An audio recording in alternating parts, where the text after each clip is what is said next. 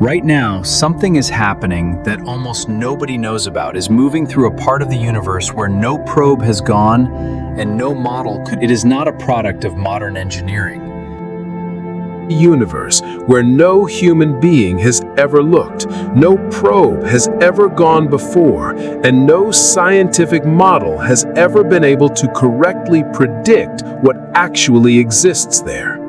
It is not a new spacecraft. It is not a product of modern engineering, not built with modern materials, not guided by modern software. It was built before the internet existed, before home computers existed, before cell phones, before most of the scientists currently analyzing its data were even born. It runs on roughly 4 watts of power. 4 watts. To put that in perspective, the small light inside your refrigerator uses more electricity than that. The charger sitting next to your bed right now, plugged into the wall, doing nothing, drawing what engineers call phantom power, uses more electricity than the machine we are about to spend the next several hours talking about. And this machine, this ancient, tiny, underpowered machine that was only ever supposed to last 5 years, is right now, at this exact moment, sending us information about the universe that is shaking the foundations of modern physics. The researchers who study its data are not using words like interesting or unexpected anymore. Those words stopped being adequate years ago. They are using words like astonishing, baffling, we were wrong. Some of them in private conversations that occasionally leak into public talks and conference panels use words that scientists are trained never to use in public. Words like impossible, words like unprecedented, words that suggest something closer to awe than analysis. This is the story of Voyager One. And here is the part the headlines are not telling you, the part that gets buried under 30-second news segments and clickbait thumbnails that oversimplify everything into meaningless noise. It is not just what Voyager One found out there that should keep you up at night. It is what it found out there that directly, physically, measurably affects the survival of life right here on Earth. It is what is happening to it right now, in 2026, that almost nobody outside a small research team in California is talking about. And it is what is going to happen in the coming months, a date already locked into the calendar, a date that is coming whether we pay attention to it or not, that will mark a moment no human civilization has ever reached before in the entire history of our species. Stay with me through this one, because by the time this is over, you are not going to think about the night sky the same way again. You are not going to think about that tiny point of light you can sometimes catch with binoculars, or that you cannot catch at all because it is not visible to any instrument smaller than a professional observatory. You are going to think about a machine older than most of your parents, running on less power than a nightlight, sitting in a place no human mind can properly picture, still working, still listening, still talking to us across a gulf of space so vast that the numbers themselves stop meaning anything the moment you try to hold them in your head. I am your host, and this is the channel where we go looking for the stories that never quite made it into the mainstream conversation, even though they are, without exaggeration, some of the most important stories happening in science today. If that's the kind of thing you come here for, subscribe right now, because we're just getting started, and this is going to be one of the deepest dives we have ever done. Let's go back to the beginning. Not the beginning of the discoveries, not the beginning of the crisis, not the beginning of the countdown clock that is ticking right now toward a silence nobody wants to think about. Let's go back to the actual beginning, to a morning that at the time felt almost routine. September 5th, 1977. Cape Canaveral, Florida. A Titan 3E rocket sits on the launch pad, venting cold vapor into the humid Florida air, carrying inside its nose cone a spacecraft that engineers have spent years designing, building, testing, and retesting. The spacecraft is called Voyager One, though in a detail almost nobody remembers today. It actually launches after its twin, Voyager 2, which had lifted off 16 days earlier on a slower trajectory. Voyager 1 takes a faster path, one that will let it overtake its sibling and reach Jupiter first, which is why the numbering seems backward to anyone encountering the mission for the first time. The names describe arrival order at the first target, not launch order from the pad. The mission brief, when you strip away all of the technical documentation and engineering jargon, is almost disarmingly modest. Swing past Jupiter, take some photographs, study the magnetic field. Swing past Saturn, take more photographs, study the rings, study the largest moon, Titan, which scientists believe might have an atmosphere thick enough to be scientifically interesting. Then, once the instruments have gathered what they can, drift off into the outer darkness and go silent forever. The expected lifespan of the mission, according to the engineering specifications written in the early 1970s, is 4 years, maybe 5 if everything performs better than expected. NASA plans informally to wind the mission down sometime around 1981 or 1982. It would be, by any measure, a wildly successful little trip.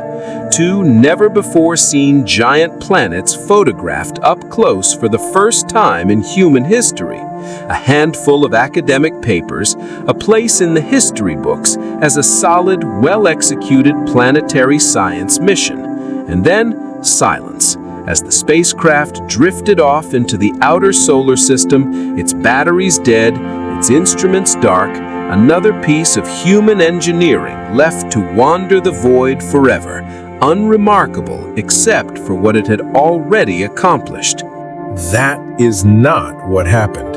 What actually happened over the following 5 decades is one of the most extraordinary, sustained, almost unbelievable stories in the entire history of human exploration, and most people alive today have no real sense of just how extraordinary it actually is, because the story never stopped unfolding long enough for anyone to write its final chapter. It just kept going. It is still going right now while you watch this. Voyager 1 reaches Jupiter in March of 1979.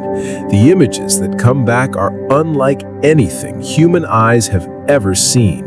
Not blurry telescope smudges, not grainy approximations built from decades of Earth-based observation, but sharp, close, detailed photographs of a planet that had, until that moment, existed for human beings mostly as a bright point of light in the night sky and a handful of pale bands visible through backyard telescopes. Suddenly, Jupiter has weather. It has storms larger than Earth itself, swirling in bands of orange and white and deep red, locked in place for centuries, possibly longer. The Great Red Spot, a feature astronomers had observed for hundreds of years without truly understanding, resolves into a colossal hurricane-like storm, a raging vortex wide enough to swallow 2 or 3 planets the size of our own. And it has been raging, as far as anyone can tell, for as long as telescopes have existed to observe it. But the true shock of the Jupiter flyby does not come from the planet itself. It comes from one of its moons. A navigation engineer named Linda Morabito, poring over images of the Jovian moon Io to calculate the spacecraft's precise trajectory, notices something strange along the edge of the moon's disk. A faint umbrella-shaped plume rising up from the surface, extending out into space. At first, it looks like an imaging artifact, a smudge, a mistake in the data. It is not a mistake. It is a volcanic eruption caught in the act on a world 190 million miles from Earth. It is the first time in human history that anyone has ever directly observed active volcanism happening anywhere in the solar system beyond our own. Io, it turns out, is not a cold, dead rock. It is the most volcanically active body ever discovered, its surface constantly repaved by molten sulfur and silicate lava, torn apart internally by the relentless gravitational tug of war between Jupiter and its other giant moons. Nobody built that discovery into the mission plan. Nobody expected it. It simply happened because the spacecraft got close enough to look, and it looked at exactly the right moment. Voyager One passes Saturn in November of 1980, and the pattern repeats, but bigger. The rings, which from Earth-based telescopes appear as a handful of broad, mostly featureless bands, resolve under Voyager's cameras into thousands upon thousands of individual ringlets, a structure of staggering intricacy, shaped and sculpted by small shepherd moons, whose gravity carves grooves and gaps into the orbiting debris with a precision that looks almost deliberate, almost designed. Titan, Saturn's largest moon, turns out to have an atmosphere thicker than Earth's own, a dense orange haze of nitrogen and methane so opaque that Voyager's cameras cannot see through it to the surface below. It is, in that single flyby, transformed from a footnote in outer solar system astronomy into one of the most tantalizing targets for future exploration anywhere in the solar system, a world where scientists suspect there might be lakes and rivers of liquid hydrocarbons, and alien chemistry running its own strange version of a water cycle under a sky the color of rust. And here is the detail that almost nobody talks about, the detail that quietly set up everything that would happen decades later. To get the close Titan flyby that scientists wanted so badly, mission planners had to send Voyager One on a trajectory that used Saturn's own gravity to bend the spacecraft's path sharply upward, out of the plane in which all the planets orbit the Sun. That decision meant Voyager One would never fly past Uranus or Neptune. It meant the spacecraft from that point forward was heading up and out, away from the solar system's crowded inner neighborhood, on a course that would eventually carry it beyond everything, beyond every planet, beyond every asteroid belt, beyond every boundary anyone had ever mapped. Nobody framed it this way at the time because nobody knew yet what the spacecraft would still be capable of decades later. But that single trajectory decision made to answer a scientific question about one moon around one planet is the reason Voyager 1 and not some other spacecraft would eventually become the first human-made object to leave the solar system entirely. By the time the 1980s come to a close, Voyager 1 has already traveled farther from Earth than any object humans have ever built and launched. It has long since finished its official planetary mission. It has long since blown past its 5-year design lifetime, and it is still transmitting, still sending its thin, faint signal back across a growing, yawning gulf of space, still collecting data, still functioning, day after day, year after year, on hardware that modern engineers, when they look at the actual specifications, generally respond to with a mixture of disbelief and something close to reverence.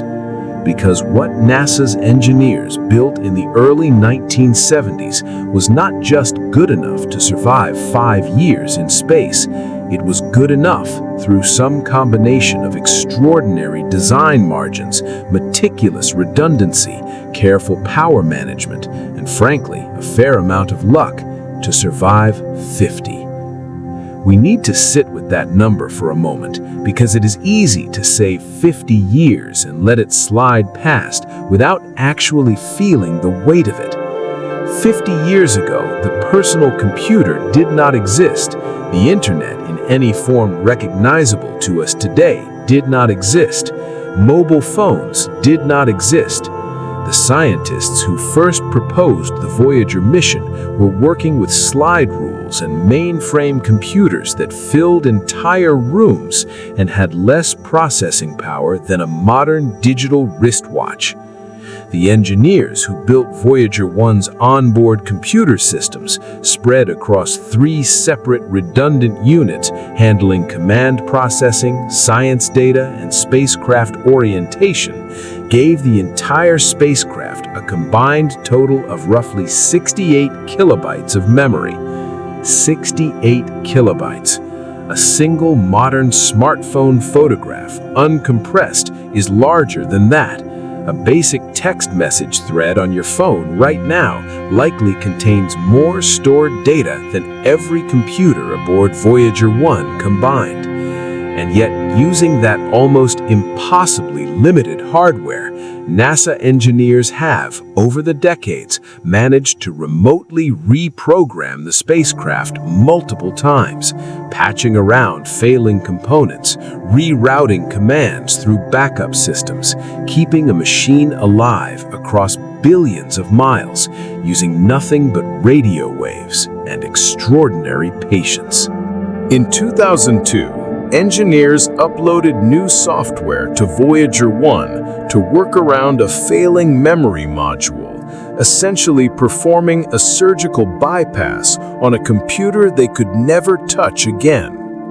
In 2013, engineers commanded Voyager 2 to fire a set of backup thrusters that had not been used in 37 years. Thrusters nobody was entirely certain would still function after nearly 4 decades of dormancy in the deep cold of space. They fired perfectly on the first try, as if no time had passed at all. This is the machine, and this is the team at the center of everything we are about to explore in this video. Not a sleek, modern spacecraft bristling with cutting-edge sensors and artificial intelligence. A relic, a survivor, a piece of 1970s engineering that has, against every reasonable expectation, outlived its own designer's wildest optimism by a factor of 10, and that is currently sitting in a region of space so remote, so alien, so utterly disconnected from anything human beings have ever directly experienced, that the data it sends back has started to make physicists reconsider things they thought they understood with total confidence. Because in 2012, 35 years after that quiet September morning at Cape Canaveral, something happened that took this story from remarkable to unprecedented. Voyager 1 crossed the heliopause. And to understand why that single event matters so much, why an entire community of scientists spent years afterward arguing, debating, and slowly, carefully revising their understanding of where our solar system actually ends, we need to stop and build, piece by piece, an accurate picture of what the heliopause actually is, why scientists were so confident they understood it, and why almost everything they thought they knew turned out to be incomplete in ways nobody had anticipated. Here is what scientists believed going into the 1990s and 2000s about the edge of the solar system. The sun, beyond simply providing heat and light, constantly releases a stream of charged particles called the solar wind. This is not a metaphor, it is a real physical outflow of plasma, superheated ionized gas streaming outward from the sun's corona in every direction at speeds that typically range between 250 and 500 kilometers per second. This wind blows outward continuously, day and night, in every direction at once, pushing against the surrounding interstellar environment and inflating a vast, invisible bubble around our entire solar system. That bubble, called the Heliosphere, contains every planet, every moon, every asteroid, every comet humanity has ever launched, and every living thing that has ever existed anywhere we know of. It is, in the most literal sense possible, the boundary of home. The outer edge of that bubble, the point where the outward pressure of the solar wind finally weakens enough to be matched and stopped by the inward pressure of the interstellar medium pressing back from the other side, is called the heliopause. It is the actual physical boundary of our solar system, not a legal definition, not an arbitrary line on a map, but a real, measurable transition zone where the character of space itself changes. Inside the heliopause, the environment is dominated by the sun, its magnetic field, its particles, its plasma. Outside it, you are in a different regime entirely, a region shaped by the galaxy at large rather than by our own star. Everything inside that boundary is, in a very real sense, ours. Everything outside it is something else. By the 1980s and into the 1990s, scientists had built increasingly sophisticated three-dimensional computer models attempting to describe exactly where this boundary should sit and what it should look like. These were not casual guesses, they were serious, rigorously reviewed, mathematically grounded simulations built by some of the most capable plasma physicists of the era, incorporating everything known about solar wind speed, solar wind density, the pressure of the surrounding interstellar medium, and the sun's own motion through the galaxy. And these models, refined over years of careful work, converged on a remarkably consistent picture. The heliopause, they predicted, should sit somewhere between 90 and 100 astronomical units from the sun. 1 astronomical unit is the average distance between the Earth and the sun, roughly 93 million miles.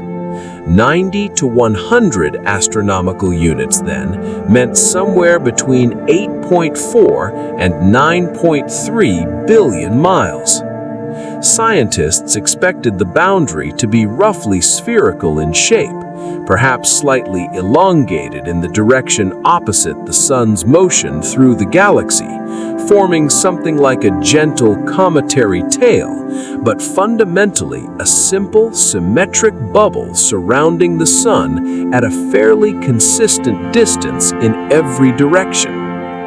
Before reaching the heliopause itself, models predicted the solar wind would first encounter something called the termination shock, a boundary where the solar wind, which travels faster than the local speed of sound in plasma, would abruptly slow to subsonic speed, the same basic physics that produces a sonic boom when a jet aircraft breaks the sound barrier here on Earth, except playing out across billions of miles of space instead of a few dozen feet of atmosphere.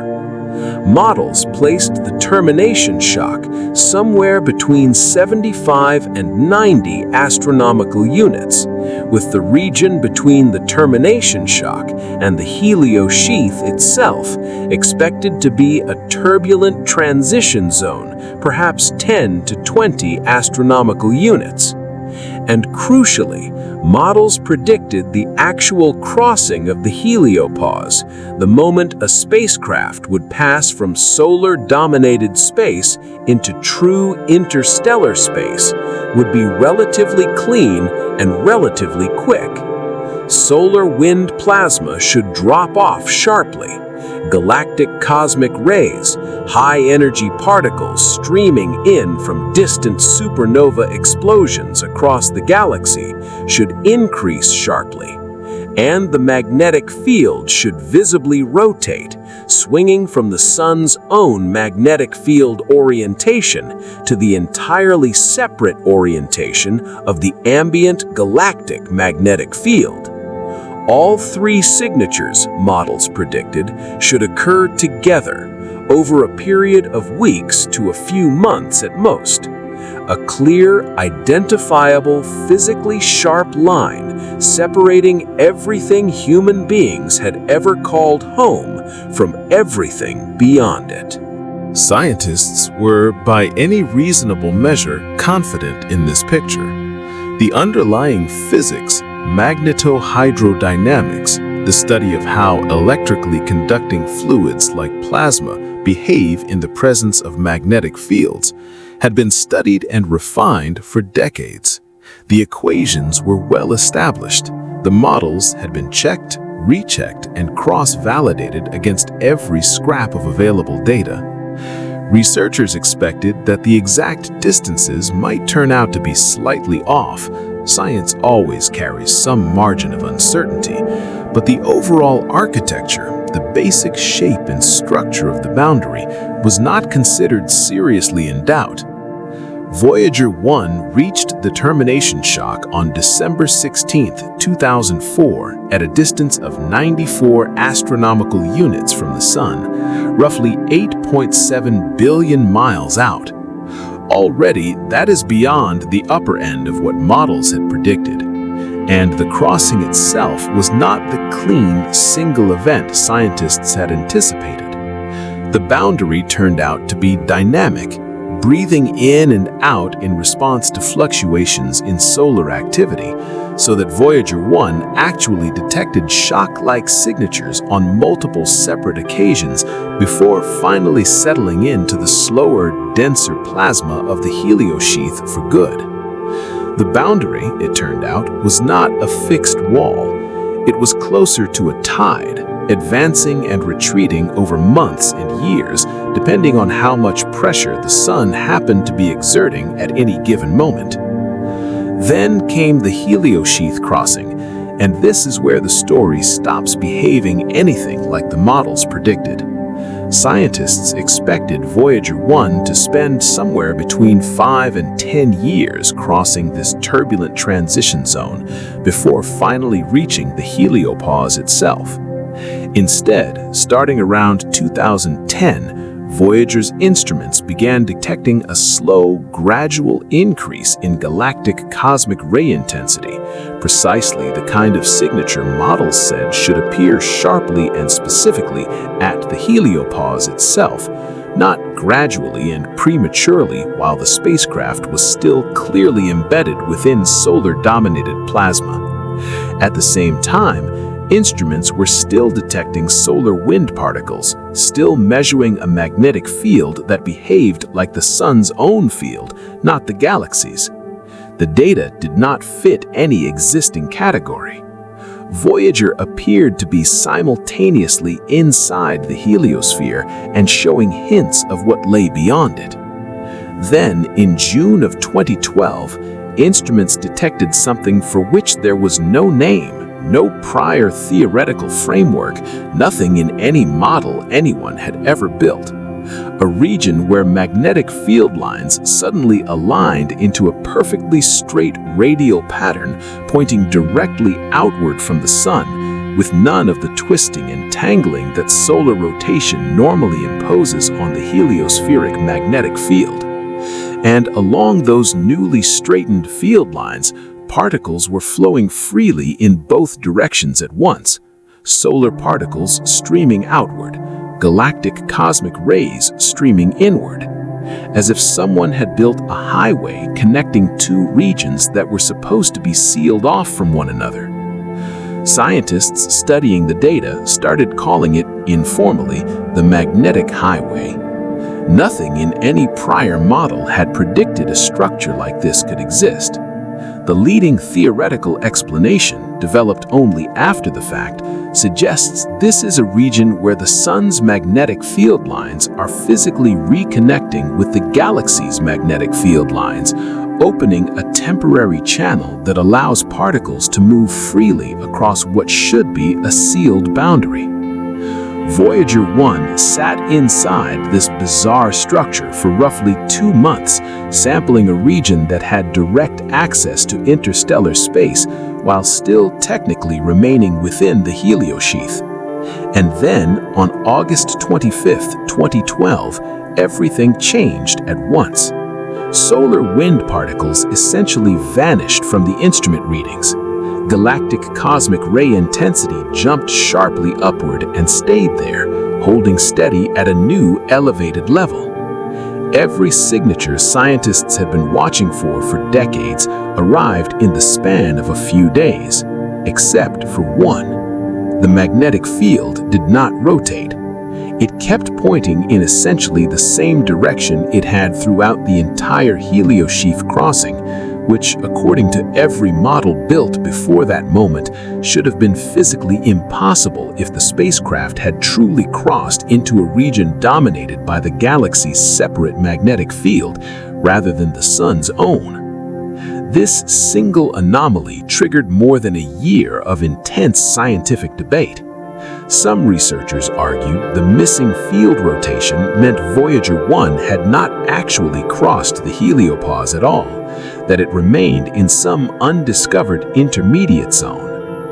Others argued the disappearance of solar plasma and the surge in galactic cosmic rays were definitive enough on their own, and that the missing rotation simply meant something about the local geometry of the galactic magnetic field that nobody had anticipated. The argument continued in journals and at conferences for more than a year before NASA finally felt confident enough in September of 2013 to officially announce that Voyager One had in fact crossed the heliopause back on that day in August 2012. The spacecraft, at the moment of crossing, sat at a distance of 121 astronomical units from the Sun, 11.2 billion miles, not 90 to 100 astronomical units as models had predicted for decades. 121, 20 to 30% farther out than the best scientific models of the era had confidently forecast. 2.4 billion miles beyond where the equations said the boundary should be. This is the first shocking discovery buried inside the Voyager story, and it is worth sitting with before we move any further, because it sets the tone for everything that follows. The heliopause was not where scientists thought it would be, not off by a rounding error, not off by some small margin easily absorbed into normal scientific uncertainty, but off by billions of miles, a discrepancy large enough to force a genuine reconsideration of the underlying assumptions that had gone into the models in the first place. Later analysis suggested the local interstellar medium surrounding our solar system is somewhat less dense than researchers had estimated, shifting the balance point of pressure outward and effectively inflating the entire heliosphere beyond what anyone had calculated. And this matters far beyond simple academic curiosity, because the size of the heliosphere directly determines how much shielding Earth receives from galactic cosmic radiation. A larger heliosphere means a larger protective buffer. A smaller one means less protection. Getting this number wrong by billions of miles is not a trivial correction. It is a fundamental recalibration of how well shielded our entire solar system actually is from the wider, more dangerous galaxies surrounding it. But the distance was only the beginning of what turned out to be wrong.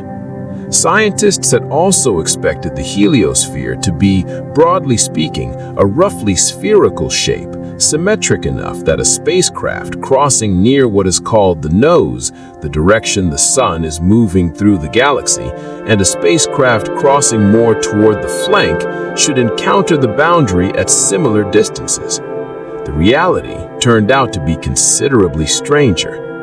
Later modeling, informed by both Voyager crossings, suggests the heliosphere is shaped less like a simple bubble and more like a blunt, compressed bullet or teardrop, its nose flattened by the pressure of the sun's own motion, plowing through the surrounding interstellar medium at roughly 52,000 miles per hour relative to that medium.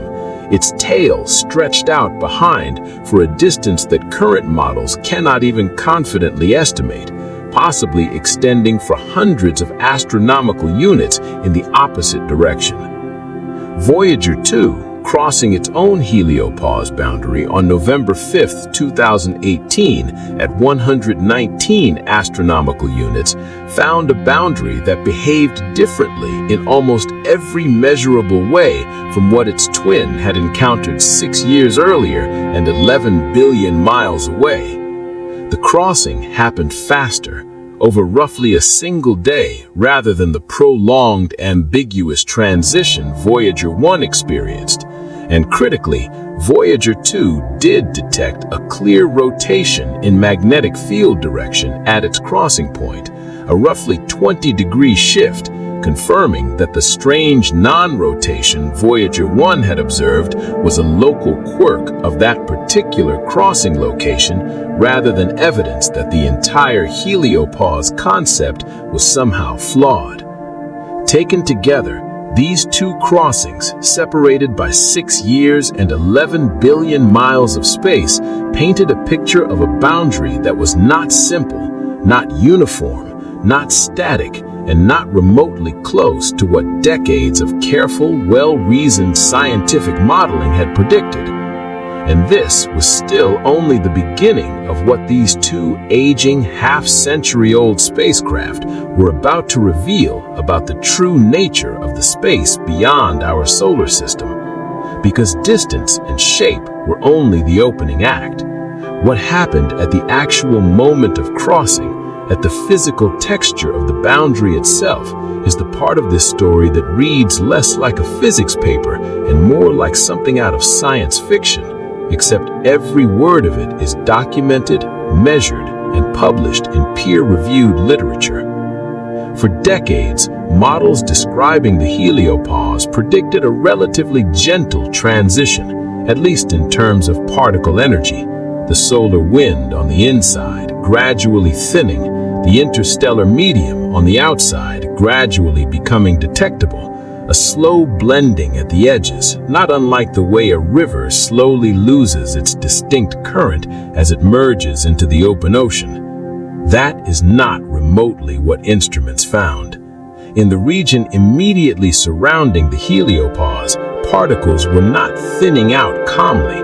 They were being accelerated, compressed, and slammed together at energies that generated local temperatures researchers have described as approaching 30,000 degrees Celsius. Not inside a star, not inside any stellar furnace, at the outer edge of our own solar system, in a region that models had described as comparatively cold and sparse. Some researchers, in less formal moments, have described this zone as something close to a wall of fire, not as poetic exaggeration, but as a reasonably accurate physical description of a genuine concentration of ultra-energetic charged particles, forming a real physical barrier at the edge of everything human civilization has ever called home. And then is the magnetic discovery, which may be the single theory-shaking finding to come out of either heliopause crossing. For decades, one of the foundational assumptions baked into every model was that crossing the heliopause would mean crossing from one magnetic environment to a completely separate one. Inside the bubble, the sun's magnetic field, twisted and looped by decades of solar rotation. Outside the bubble, the entirely distinct magnetic field of the galaxy at large, oriented according to the large-scale structure of the Milky Way rather than anything happening near our star. Two separate magnetic personalities, cleanly divided at the boundary, like stepping from one country into another and immediately hearing a different language. What Voyager found instead was connection, not separation. The sun's magnetic field lines, stretched outward by the solar wind and compressed at the heliopause boundary, were interacting directly with the galaxy's magnetic field lines outside through a process physicists call magnetic reconnection, in which field lines from two distinct sources break apart and relink with each other, releasing energy in the process. This is the same basic physical process that powers solar flares and geomagnetic storms here near Earth, except playing out at the very edge of the solar system, at the literal boundary between our home and the rest of the galaxy. The implication is significant and, for many researchers, genuinely unsettling. The solar system and the surrounding galaxy are not magnetically isolated from one another.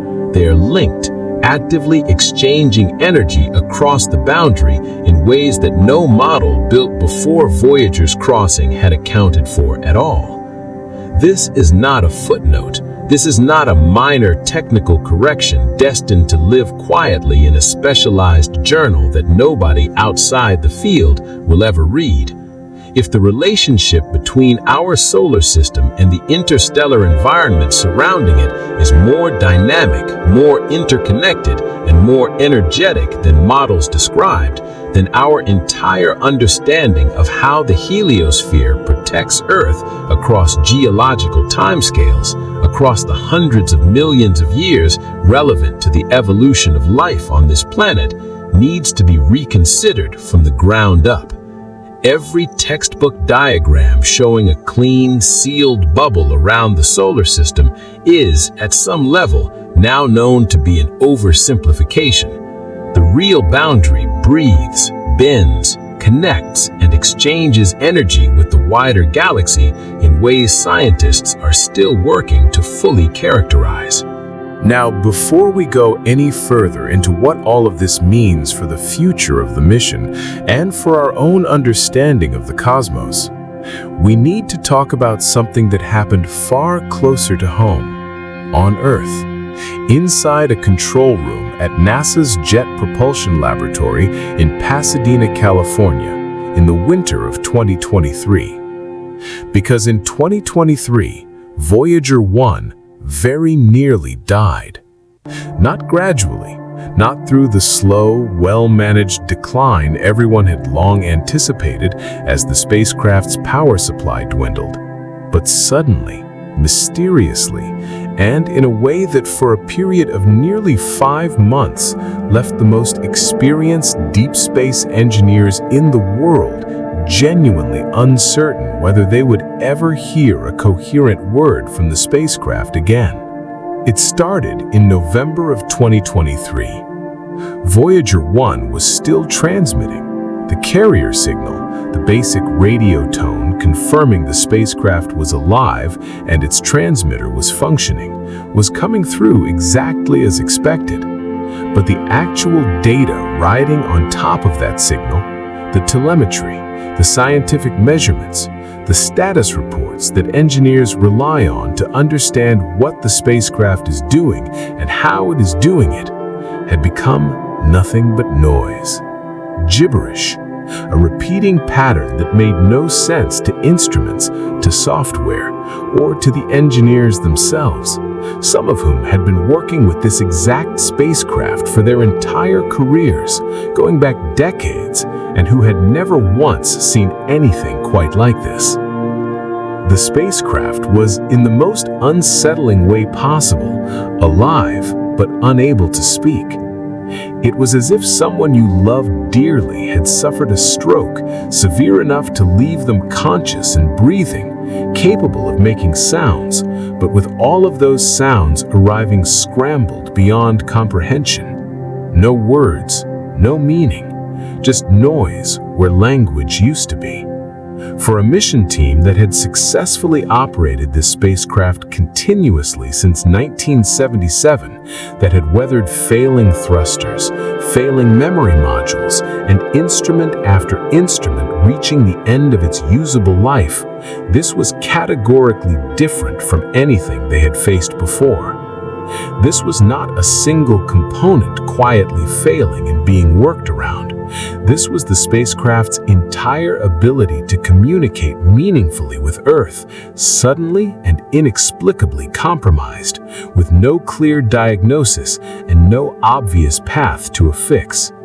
The cause, when engineers finally traced it down, turned out to be both remarkably simple and, in its own way, devastating in its implications.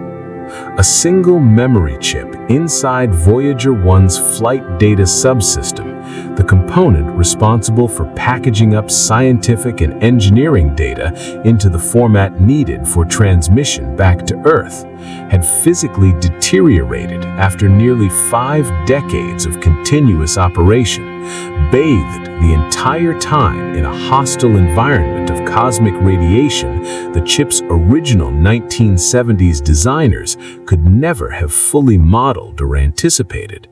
One small chip, a piece of hardware measuring a fraction of an inch, had developed a fault that was corrupting a small but absolutely critical portion of the code responsible for formatting and transmitting the spacecraft's telemetry. No alarm had gone off because the spacecraft had no way of independently knowing this was happening. No warning had been sent because the fault lived in exactly the part of the system responsible for sending warnings in the first place. The chip had simply, quietly, after 46 years of uninterrupted service, begun to fail in the single most inconvenient possible way, corrupting the very system meant to report on the health of the spacecraft. In any ordinary engineering scenario, the solution to a failed hardware component is straightforward, at least in principle. You go to where the component physically is and you replace it. That option was never on the table here. The component in question was sitting more than 15 billion miles from Earth, farther away than any human-made object had ever traveled, completely unreachable by any spacecraft humanity currently possesses or is likely to possess for decades to come. There would be no repair mission. There would be no astronaut with a screwdriver. The only tool available to the engineers at JPL was electromagnetic radiation, radio waves traveling at the fastest speed the universe allows, and even those waves, moving at the literal speed of light, needed roughly 22 hours to complete the one-way trip out to the spacecraft. Sit with that number for a second, because it defines every single thing that happened over the following months. 22 hours, one way. Every message sent from Earth took nearly a full day just to arrive. Every response the spacecraft managed to send back, assuming it could send anything coherent at all, took another 22 hours to return. A single complete round of communication, one question and one answer, required a minimum of 44 hours to complete, and that assumed everything worked perfectly on both ends, with no errors, no ambiguity, and no need for follow-up. Try to actually picture what that engineering process looked like from inside JPL's control room during those 5 months. An engineer studies whatever fragments of readable data are coming through. They form a working theory about what might be going wrong. based on decades of institutional knowledge about a spacecraft that, by this point, almost nobody currently working on the mission had been alive to see launch. They carefully draft a set of diagnostic instructions designed to test that specific theory. Instructions written with the kind of caution normally reserved for defusing an explosive device, because a single incorrect command sent to a 50-year-old spacecraft with no possibility of physical repair could permanently and irreversibly end the mission. They transmit those instructions. And then they wait. 22 hours. Not 22 minutes. Not 22 seconds, 22 hours of not knowing whether the instructions even arrived correctly, whether the spacecraft understood them, whether anything is about to happen at all. Then, if everything goes right, a response begins arriving, and engineers spend the next several hours parsing it, comparing it against their expectations, discovering that reality, once again, does not quite match the theory. A new theory forms, new instructions are drafted, reviewed and re-reviewed by multiple team members, because there is no room for a careless mistake this far from home. The instructions are transmitted. The 22-hour wait begins again. This cycle repeated patiently, methodically for months. Every stage of it carrying the quiet, constant awareness that a single wrong move, one poorly worded command, one overlooked edge case in 50-year-old flight software could end the most scientifically productive deep space mission in human history with absolutely no chance of recovery, no second attempt, and no way to ever know for certain what had gone wrong. The team at JPL worked through this for months under a kind of sustained, quiet pressure that few engineering situations anywhere on Earth ever produce. And eventually, methodically, piece by piece, they found their answer. The corrupted section of code could not be repaired in place. Whatever had physically damaged that portion of the memory chip had made that specific location permanently unreliable. But the code itself could be relocated. Engineers carefully split the affected software into smaller individual sections, small enough to be redistributed into different areas of the spacecraft's very limited remaining working memory, areas that were still functioning correctly. Each relocated section then had to be individually rewritten to correctly reference its new location, tested as thoroughly as the situation allowed given the communication delay, and finally reconnected so that the overall system would function as a coherent whole again. This despite the pieces now living in entirely different physical locations within the spacecraft's onboard memory than where the original 1970s software architects had ever intended them to be. It was, in every meaningful sense, a form of remote brain surgery performed across 15 billion miles of empty space through a 44-hour communication delay on a patient built with technology before most currently practicing software engineers were born, with absolutely no possibility of physically intervening if anything went wrong. In April of 2024, roughly 5 months after the crisis began, Voyager One came back online, transmitting clean, complete, readable engineering and scientific data once again. The team had done it. A machine that should have died in 1981, that very nearly died permanently in 2023, had come back once more from what could easily have been its final and permanent silence. And what it immediately resumed sending back once its voice was restored was more evidence of one of the strangest and quietly significant discoveries to come out of the entire Voyager mission. More measurements of a persistent, narrow-band emission a kind of faint but genuinely continuous hum embedded in the structure of the surrounding interstellar plasma that, according to every prior model built to describe this environment, simply should not exist in the form Voyager was measuring it. This was not a brief one-time burst that could be dismissed as an instrumental glitch or a fluke of a single passing event. It was a continuous signal, persisting year after year, detected across a stretch of interstellar space stretching for more than 900 million miles. Put that distance in context for a moment. The average distance from the Earth to the Sun, one astronomical unit, is roughly 93 million miles. This persistent emission has now been detected and measured across a stretch of interstellar space 10 times longer than the entire distance separating our planet from our own star. This is not a localized anomaly confined to one small patch of space near the heliopause. It is a structural, ongoing feature of interstellar space itself, observed continuously across a truly enormous distance by a single aging spacecraft moving steadily through it. Researchers studying this data, publishing their findings in peer-reviewed journals including Nature Astronomy, reached a conclusion that quietly rewrites a fairly basic assumption underlying decades of astrophysics.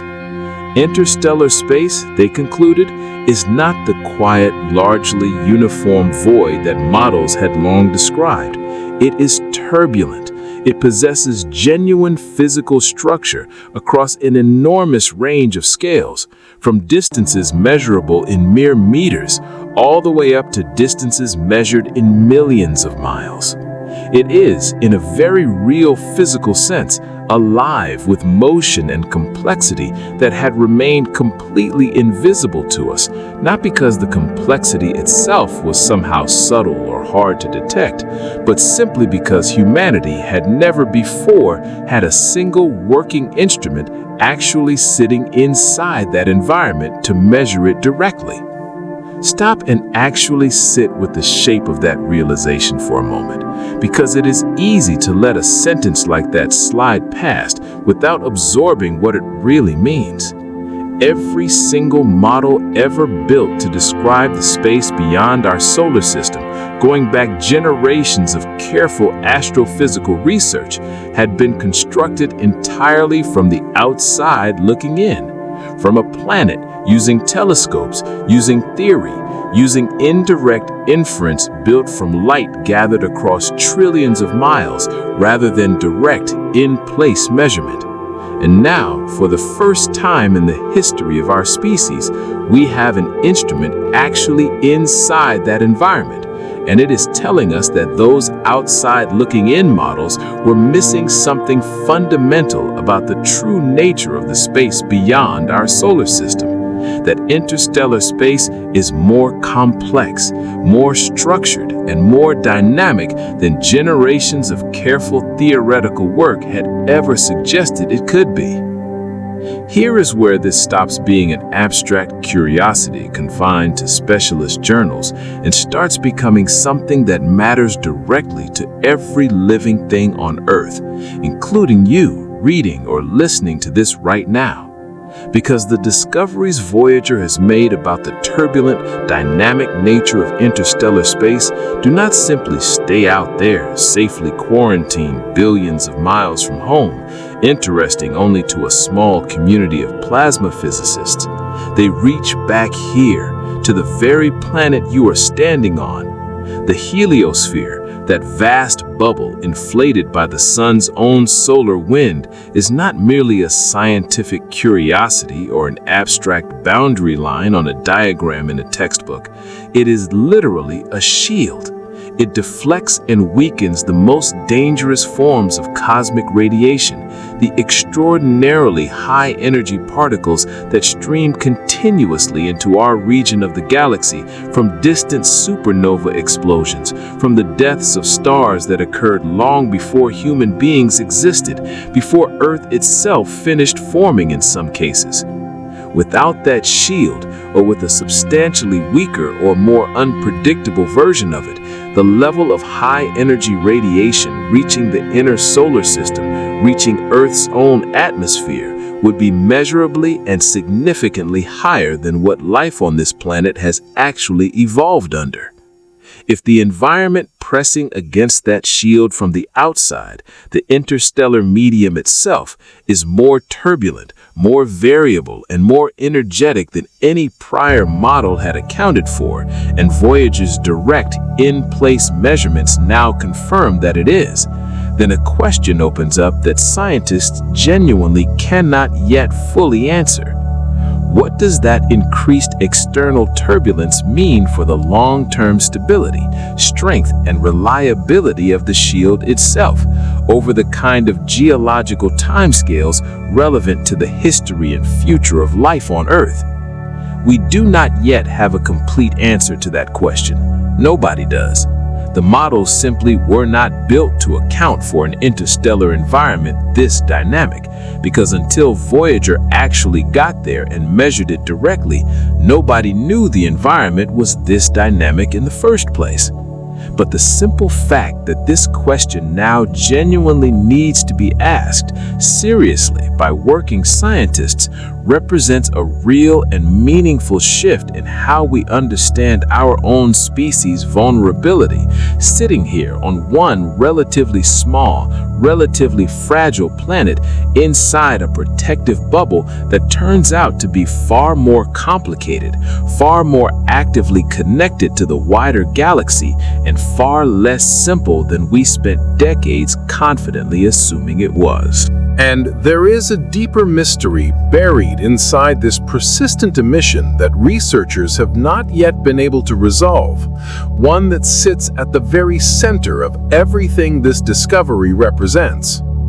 The signal Voyager has been detecting since 2017 has two distinct possible physical explanations, and the scientific community studying the data has not yet determined with confidence which explanation is correct. The first possibility is that the emission comes from thermally excited plasma oscillations, essentially the natural vibration of charged particles interacting with their immediate surroundings in interstellar space. This would be a genuinely significant discovery in its own right, the first continuous direct measurement of this kind of activity ever recorded, but it would fit reasonably comfortably within existing physical frameworks, requiring refinement rather than wholesale reconstruction of established theory. The second possibility is considerably more disruptive. It is that what Voyager is detecting is a phenomenon called quasi-thermal noise, a genuinely different underlying physical mechanism, one that encodes information about plasma density and temperature in a way that is subtly but critically different from simple thermal oscillation. If this second explanation turns out to be correct, existing models of the interstellar medium surrounding our solar system would need to be substantially revised, not merely refined at the edges, but reconsidered at a more fundamental level. Distinguishing definitively between these two explanations requires either a great deal more data from Voyager One itself, data that is becoming scarcer every single year as more of the spacecraft's remaining instruments are shut down to conserve its rapidly dwindling power supply, or an entirely new mission, purpose-built from the ground up specifically to study the interstellar medium, carrying instruments precise enough to make the kind of measurements needed to finally settle the question one way or the other. No such mission currently exists. No such mission is currently funded. And even under the most optimistic possible timeline, if serious funding and development began today, the next spacecraft capable of reaching the heliopause and crossing into interstellar space would not arrive there for at least 25 years. Which means that when Voyager 1 finally falls silent, and We are going to talk in detail about exactly when that is now expected to happen. The question it raised about the fundamental nature of interstellar plasma will still be sitting there, unresolved, unanswered, waiting for a mission that does not yet exist and is not yet funded. The single ongoing real-time window humanity has ever had into the true nature of the space beyond our solar system will close, and it will very likely stay closed for decades, possibly for longer than that. Now let's talk about what is happening right now in 2026, because this story is not a historical retrospective. It is an unfolding live situation, and it is, in fact, entering what may turn out to be its final chapter. The timeline involved is tighter and closer than most people following this story casually tend to realize. Voyager One gets its electrical power from 3 devices called radioisotope thermoelectric generators, essentially sealed containers of plutonium-238 that generate heat as the plutonium naturally decays, heat that is then converted directly into usable electricity through an array of thermocouples with no moving parts to wear out, which is a large part why this system has proven so remarkably durable across 5 decades of continuous operation. At the moment of launch in 1977, these 3 generators together produced approximately 470 watts of power, enough to comfortably run every instrument, heater, and system the spacecraft carried. But plutonium-238 decays steadily and predictably, following the same physics regardless of what year it happens to be. And the useful power output of these generators has been dropping reliably by roughly 4 watts every single year since launch, with absolutely no way to slow that decline, recharge the system, or replace the fuel source from 15 billion miles away. By 2026, nearly 49 years after launch, those same 3 generators are producing somewhere in the neighborhood of 240 to 250 watts, roughly half of what they generated at the very beginning of the mission. And every single watt of that steadily shrinking power budget has to be carefully allocated across every system the spacecraft still needs to keep functioning. The heaters that prevent critical components from freezing solid in the deep cold of interstellar space, the transmitter that sends data back across billions of miles to Earth, the onboard computers that process commands and manage the spacecraft's orientation, and whatever scientific instruments the mission team has decided are still worth keeping powered on. Earlier this year, NASA made a decision that nobody on the mission team genuinely wanted to make, but that the unforgiving mathematics of a decaying power supply left them with no real alternative to. The low-energy charged particle experiment, one of the scientific instruments that had been collecting data almost continuously since Voyager One first launched back in 1977, spanning the entire history of the mission from the Jupiter flyby all the way through the Heliopause crossing and beyond, was permanently switched off. Not because the instrument itself had failed or stopped functioning correctly. It was, by every available measure, still working exactly as designed. It was shut down purely and simply because Voyager One no longer has enough spare electrical power to keep it running alongside everything else the spacecraft still needs to do to survive and communicate. The team managing the mission has known this reckoning was coming for years, and years ago, scientists and engineers sat down together and worked out in careful, deliberate detail a long-term plan for exactly which instruments to power down and in what specific order, in order to squeeze the maximum possible scientific value out of a power supply that everyone involved knew with total certainty would keep shrinking every single year with no possibility of reversal.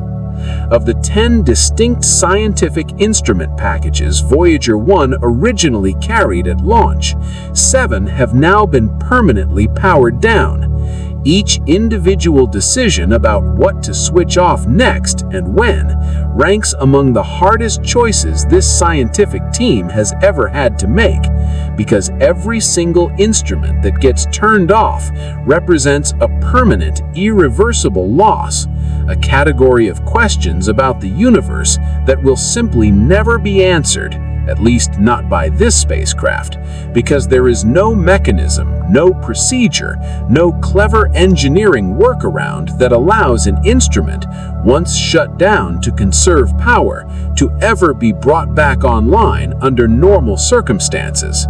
Except this year, something happened that almost nobody outside the immediate JPL mission team has been talking about publicly. They have not given up on finding more time. NASA engineers have been quietly working on an experimental procedure referred to informally within the team by a name that has since leaked into wider circulation, the Big Bang procedure. It represents an attempt to fundamentally restructure how electrical power is distributed and managed across Voyager 1's remaining onboard systems in order to extract additional usable electrical capacity from components that are believed to currently be operating at lower efficiency than their theoretical maximum. The underlying idea is technically intricate and carries genuine risk, because even small, seemingly minor changes to how power flows through a spacecraft built nearly 50 years ago, with absolutely no possibility of any manual override or physical intervention if something goes unexpectedly wrong, could produce unpredictable and potentially catastrophic results. So the team has approached this the way careful, experienced engineers approach any high-stakes experimental procedure. They tested it first, not on Voyager 1, but on its twin, Voyager 2, which currently carries slightly more available power reserves and sits somewhat closer to Earth, meaning that if the experimental procedure were to fail in some unexpected way, the consequences would be somewhat less catastrophic than attempting the same untested procedure on the more scientifically compromised and more distant Voyager 1 first. Tests on Voyager 2 were scheduled to take place across May and June of 2026, and if those tests demonstrated the procedure was both safe and genuinely effective at recovering additional usable power, the same fundamental approach would then be attempted on Voyager 1 itself, with the earliest realistic attempt scheduled for no earlier than July of this year.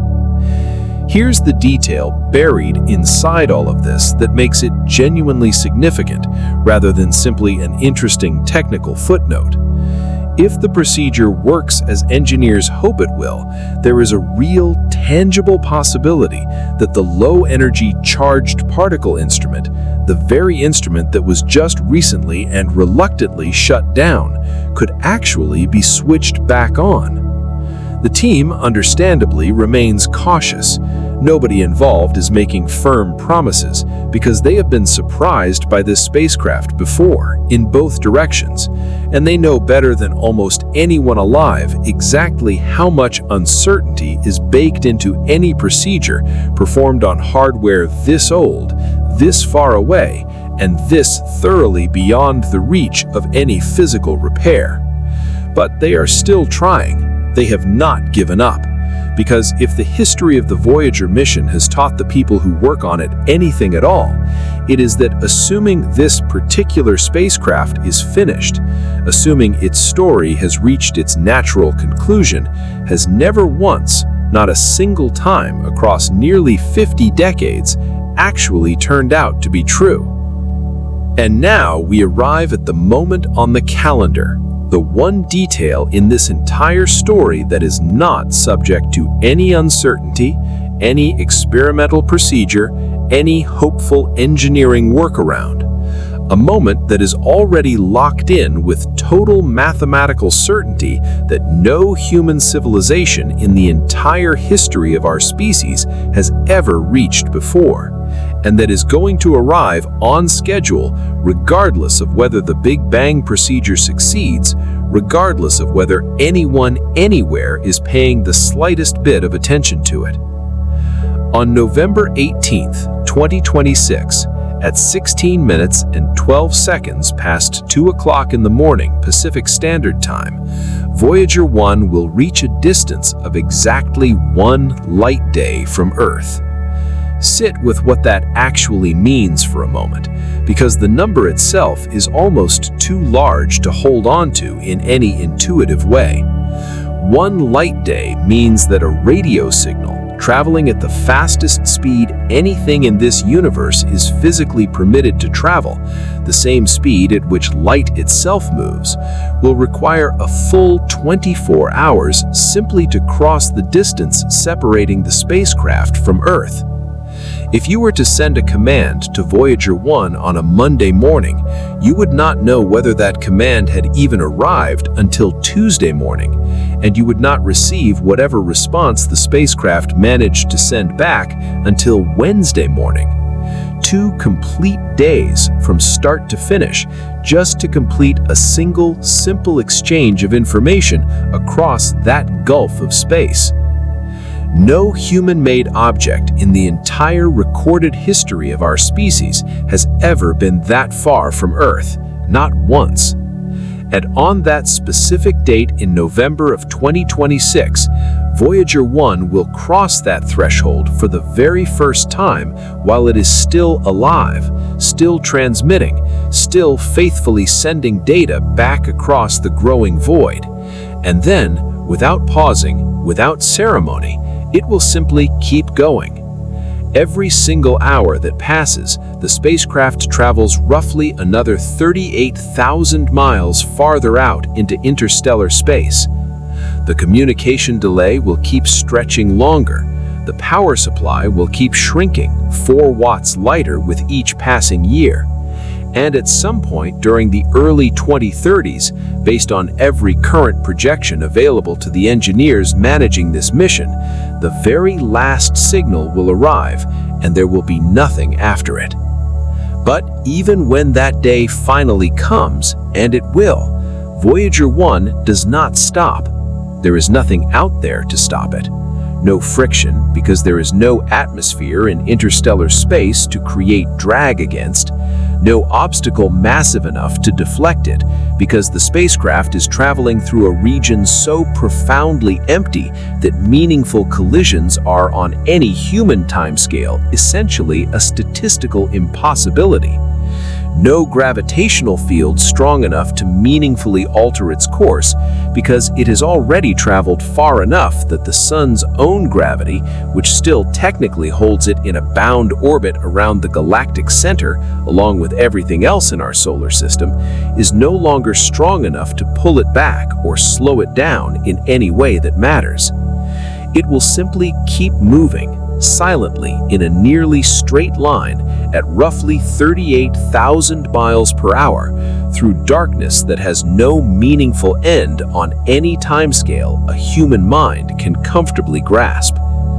And bolted to its frame, attached permanently to the body of this slowly dying machine, riding along for a journey that will long outlast every voice currently discussing it, is something that will genuinely outlast all of it: the Voyager Golden Record. It is worth pausing here and actually walking through exactly what this object is, because the sheer amount of thought, care, and quiet ambition packed into it tends to get compressed into a single throwaway sentence in most retellings of this story, and it deserves considerably more than that. The Golden Record is a 12-inch gold-plated copper disc designed from first principles to survive essentially indefinitely in the vacuum of space, protected from the kind of corrosion and decay that would destroy almost any other material humans might have chosen. Gold does not oxidize. There is no water and no oxygen in the vacuum of space to degrade it. Information on the record is physically etched directly into its surface in a format similar to a vinyl record, rather than stored magnetically or electronically in any format that could degrade, become corrupted, or require power to read, the way every other piece of data on the spacecraft eventually will once the power runs out for good.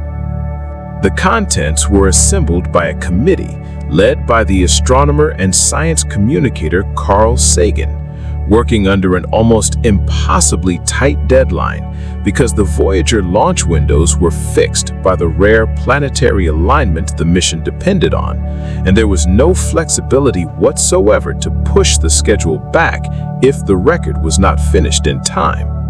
The team had only a matter of months to answer one of the most genuinely difficult questions any group of human beings has ever been asked to answer together.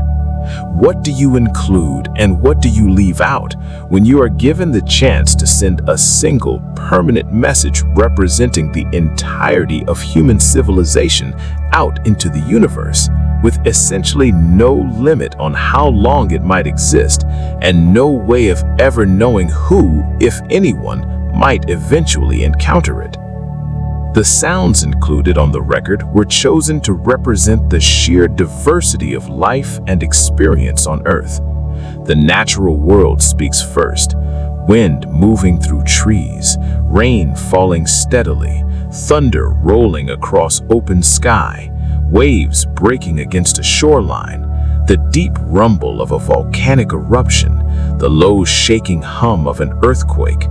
Then come the animals, the long, haunting, complex songs of humpback whales, recorded from creatures that can communicate across hundreds of miles of open ocean, birdsong from multiple different species, crickets chirping in warm summer grass, frogs calling from the edge of a pond.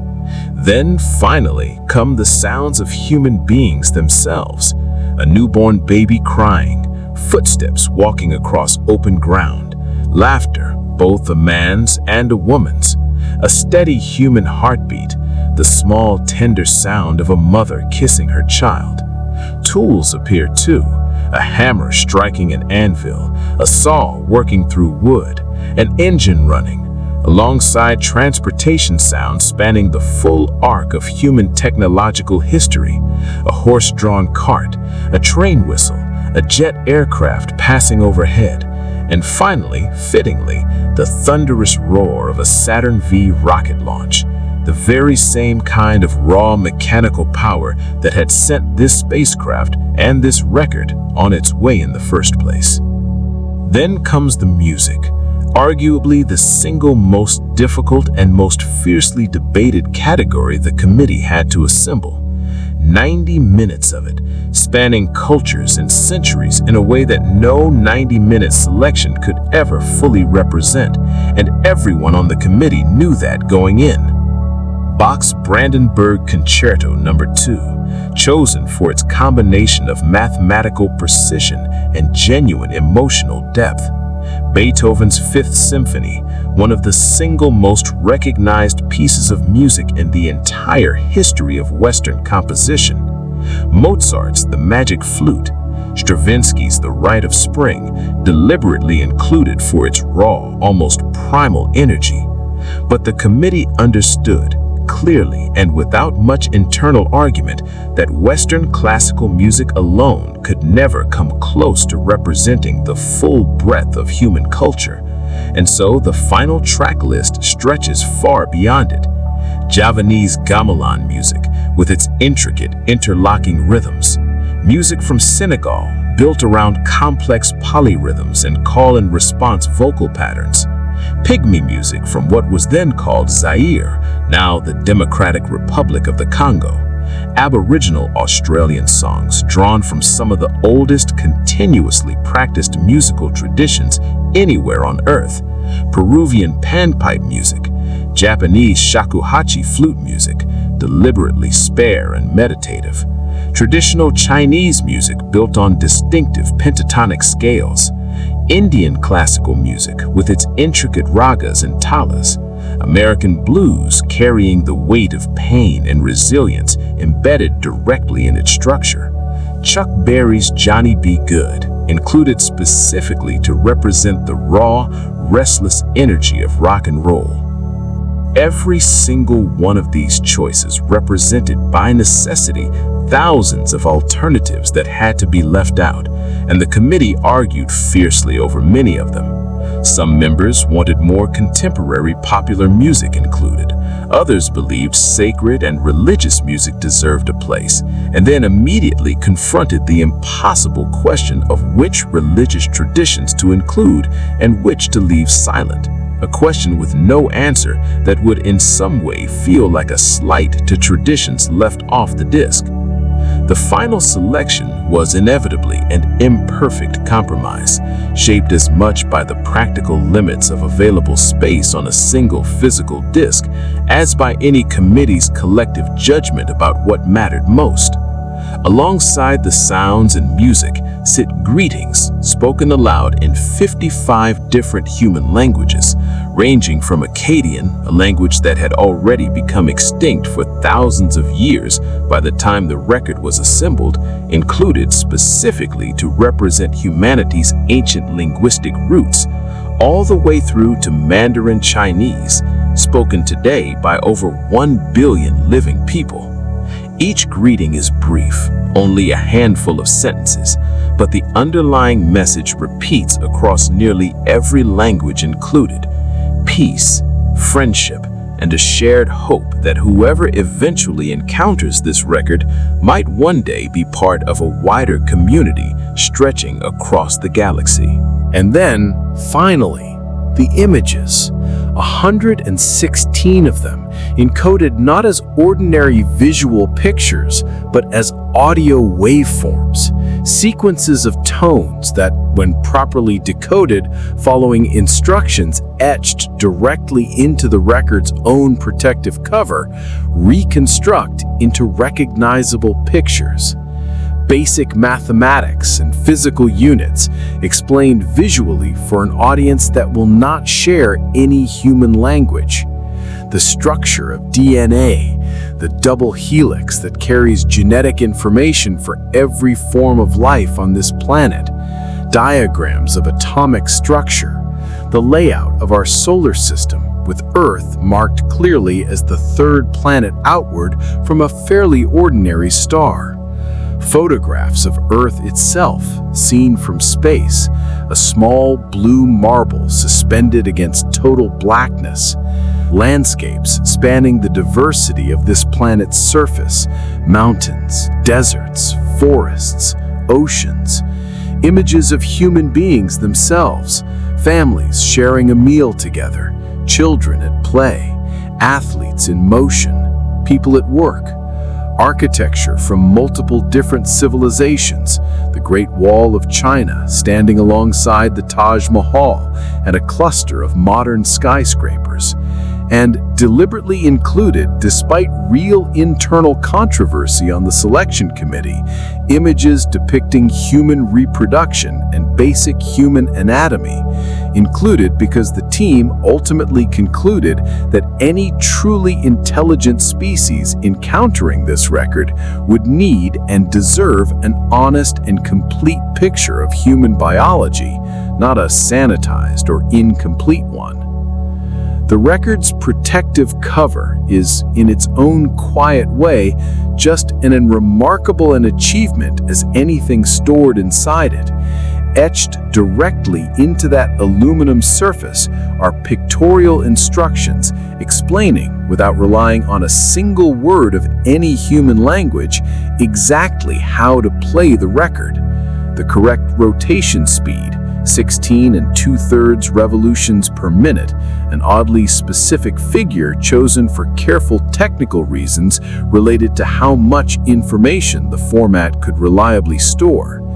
Diagrams showing precisely how to decode the embedded audio signals back into visual images, and perhaps most remarkably of all, a map designed by the radio astronomer Frank Drake, showing the relative positions and precise timing periods of 14 pulsars, rapidly rotating neutron stars that emit extraordinarily regular pulses of radio energy, functioning collectively as a kind of cosmic address, allowing anyone sufficiently advanced to decode it to determine both where Earth is physically located within the galaxy and roughly when, in cosmic time, this particular record was actually made.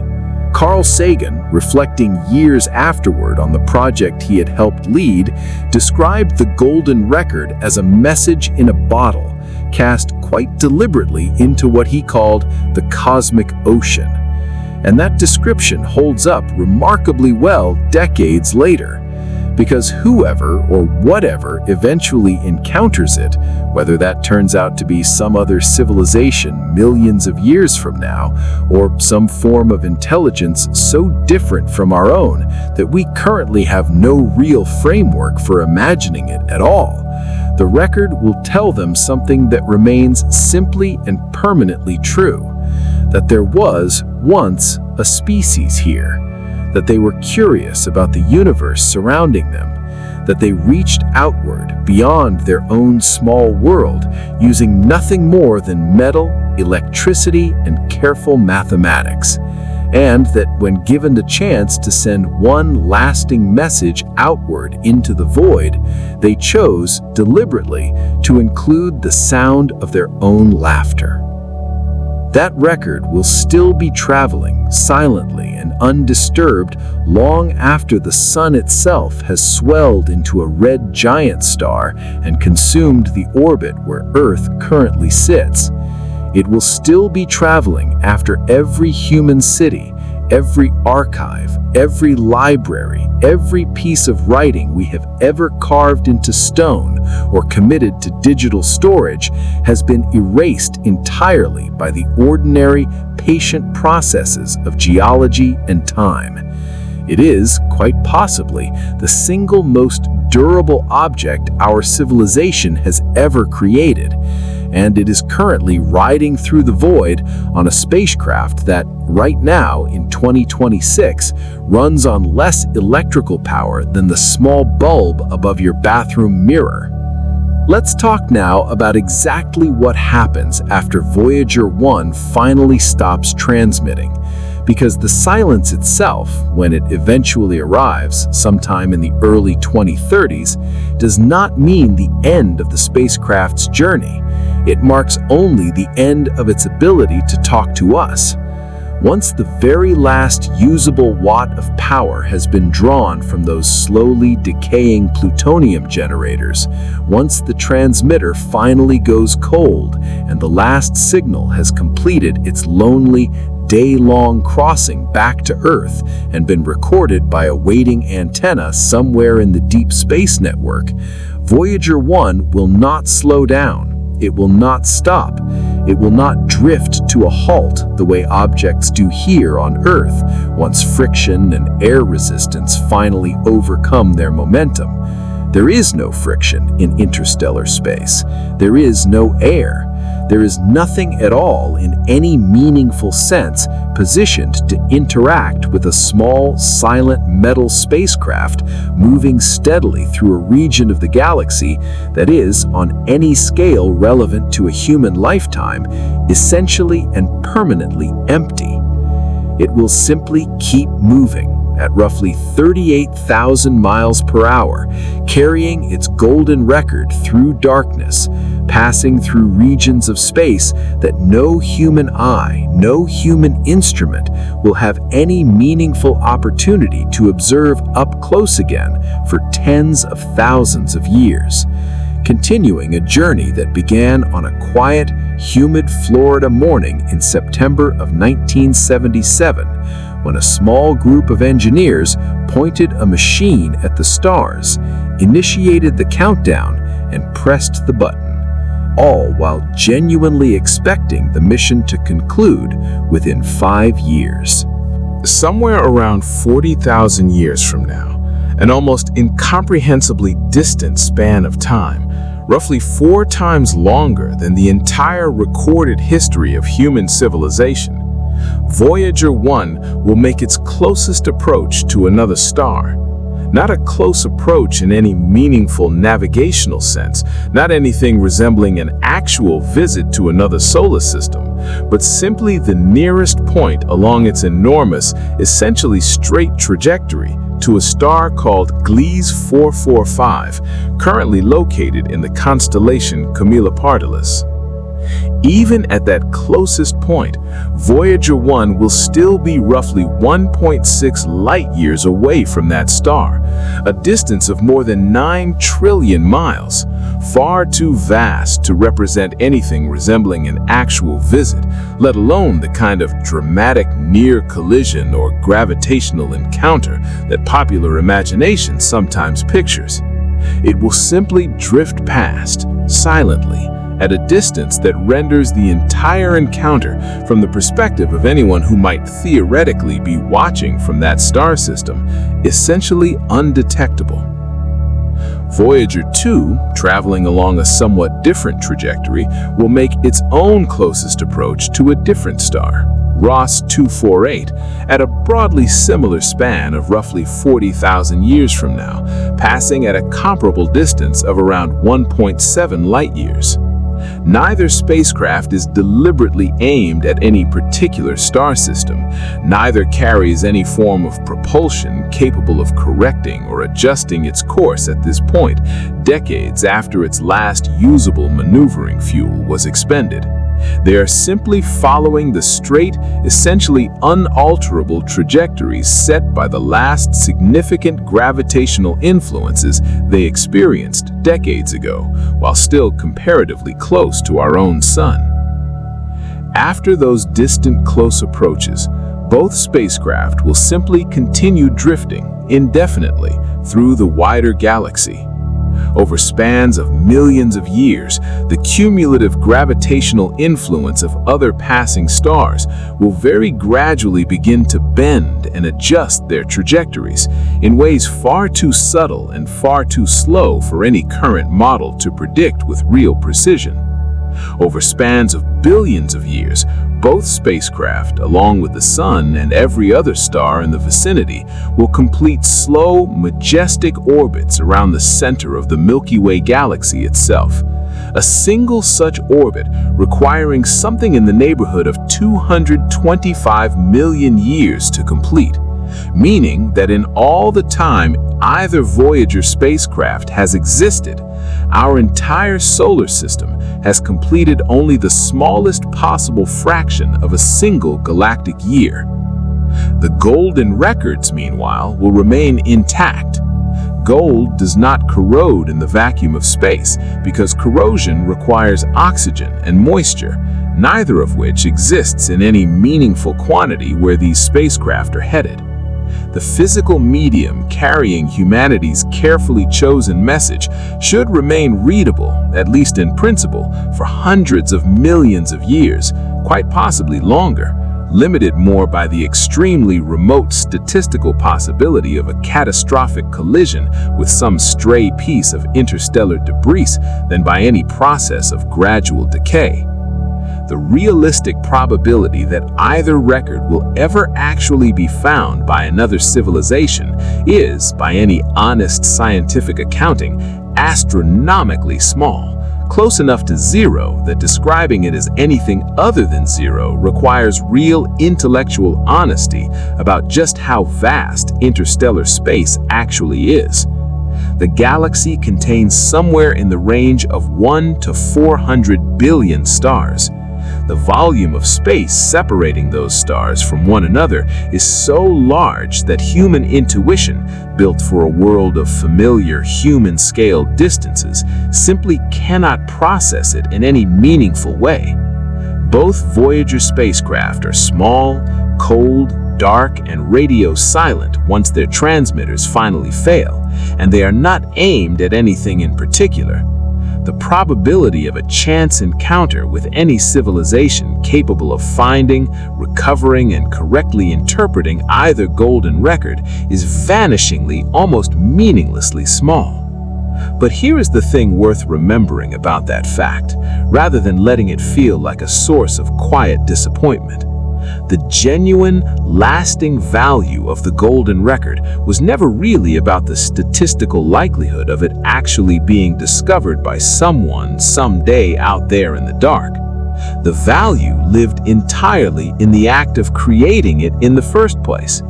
It forced an entire team of scientists, artists, musicians, and thinkers to sit down together and seriously, honestly grapple with an extraordinarily difficult question. How would you even begin to explain your own species, your own civilization, your own fragile and beautiful and violent and creative history to someone or something that knows absolutely nothing about you? What matters, what endures, what genuinely transcends the boundaries of culture, language, and time, and what does not? That process of asking and trying honestly to answer mattered on its own terms, entirely independent of whether the resulting object is ever actually found by anyone at all. Now, come back with me for a moment to the actual planets, because it's worth remembering amid all of this discussion of interstellar plasma and dying power supplies and calendar dates nobody has ever reached before, that Voyager 1's journey did not begin at the edge of the solar system. It began much closer to home, and the discoveries made along the way, at Jupiter and Saturn specifically, reshaped entire branches of planetary science long before anyone was talking about heliopauses or magnetic highways.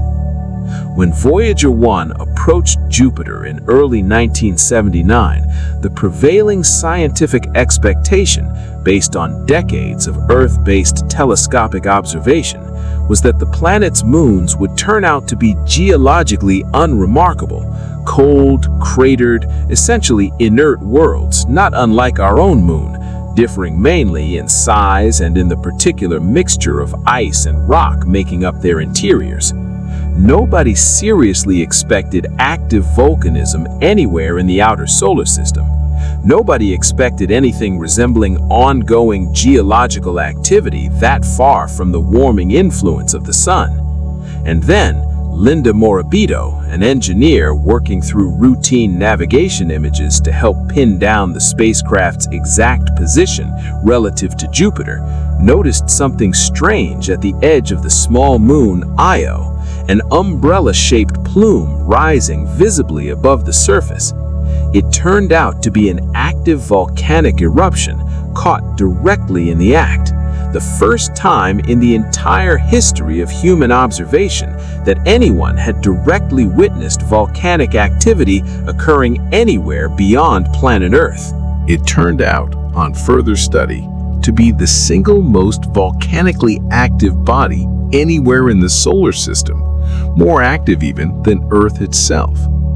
Voyager's instruments detected 9 separate active volcanic eruptions during the brief flyby alone, and later observation campaigns, building on what Voyager first revealed, eventually cataloged well over 400 distinct volcanic centers scattered across the moon's constantly repaved, sulfur-stained surface.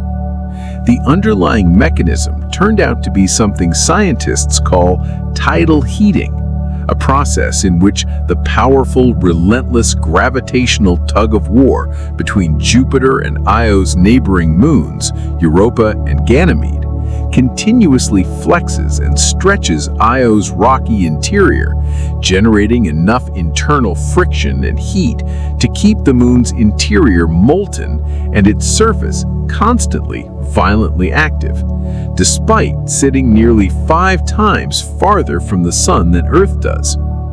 This single discovery fundamentally changed how planetary scientists think about potential energy sources for geological activity throughout the solar system, and by extension, throughout the galaxy.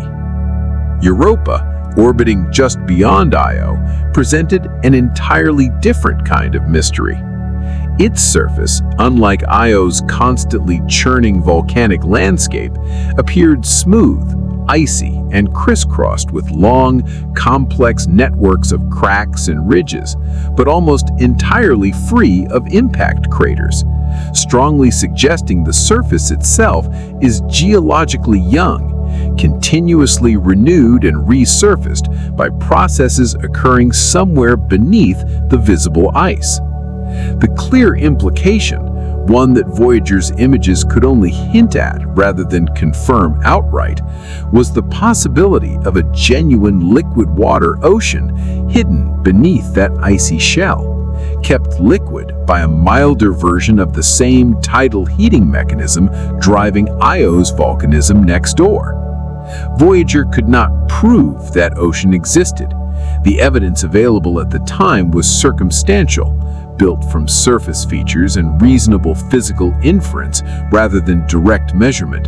But the mere possibility that an icy moon orbiting a gas giant, sitting in a region of the solar system once assumed to be permanently frozen and lifeless, might be quietly hiding a genuine subsurface ocean, instantly transformed Europa into one of the single most compelling targets in the entire search for life beyond Earth, a status it retains and has only strengthened in every decade since.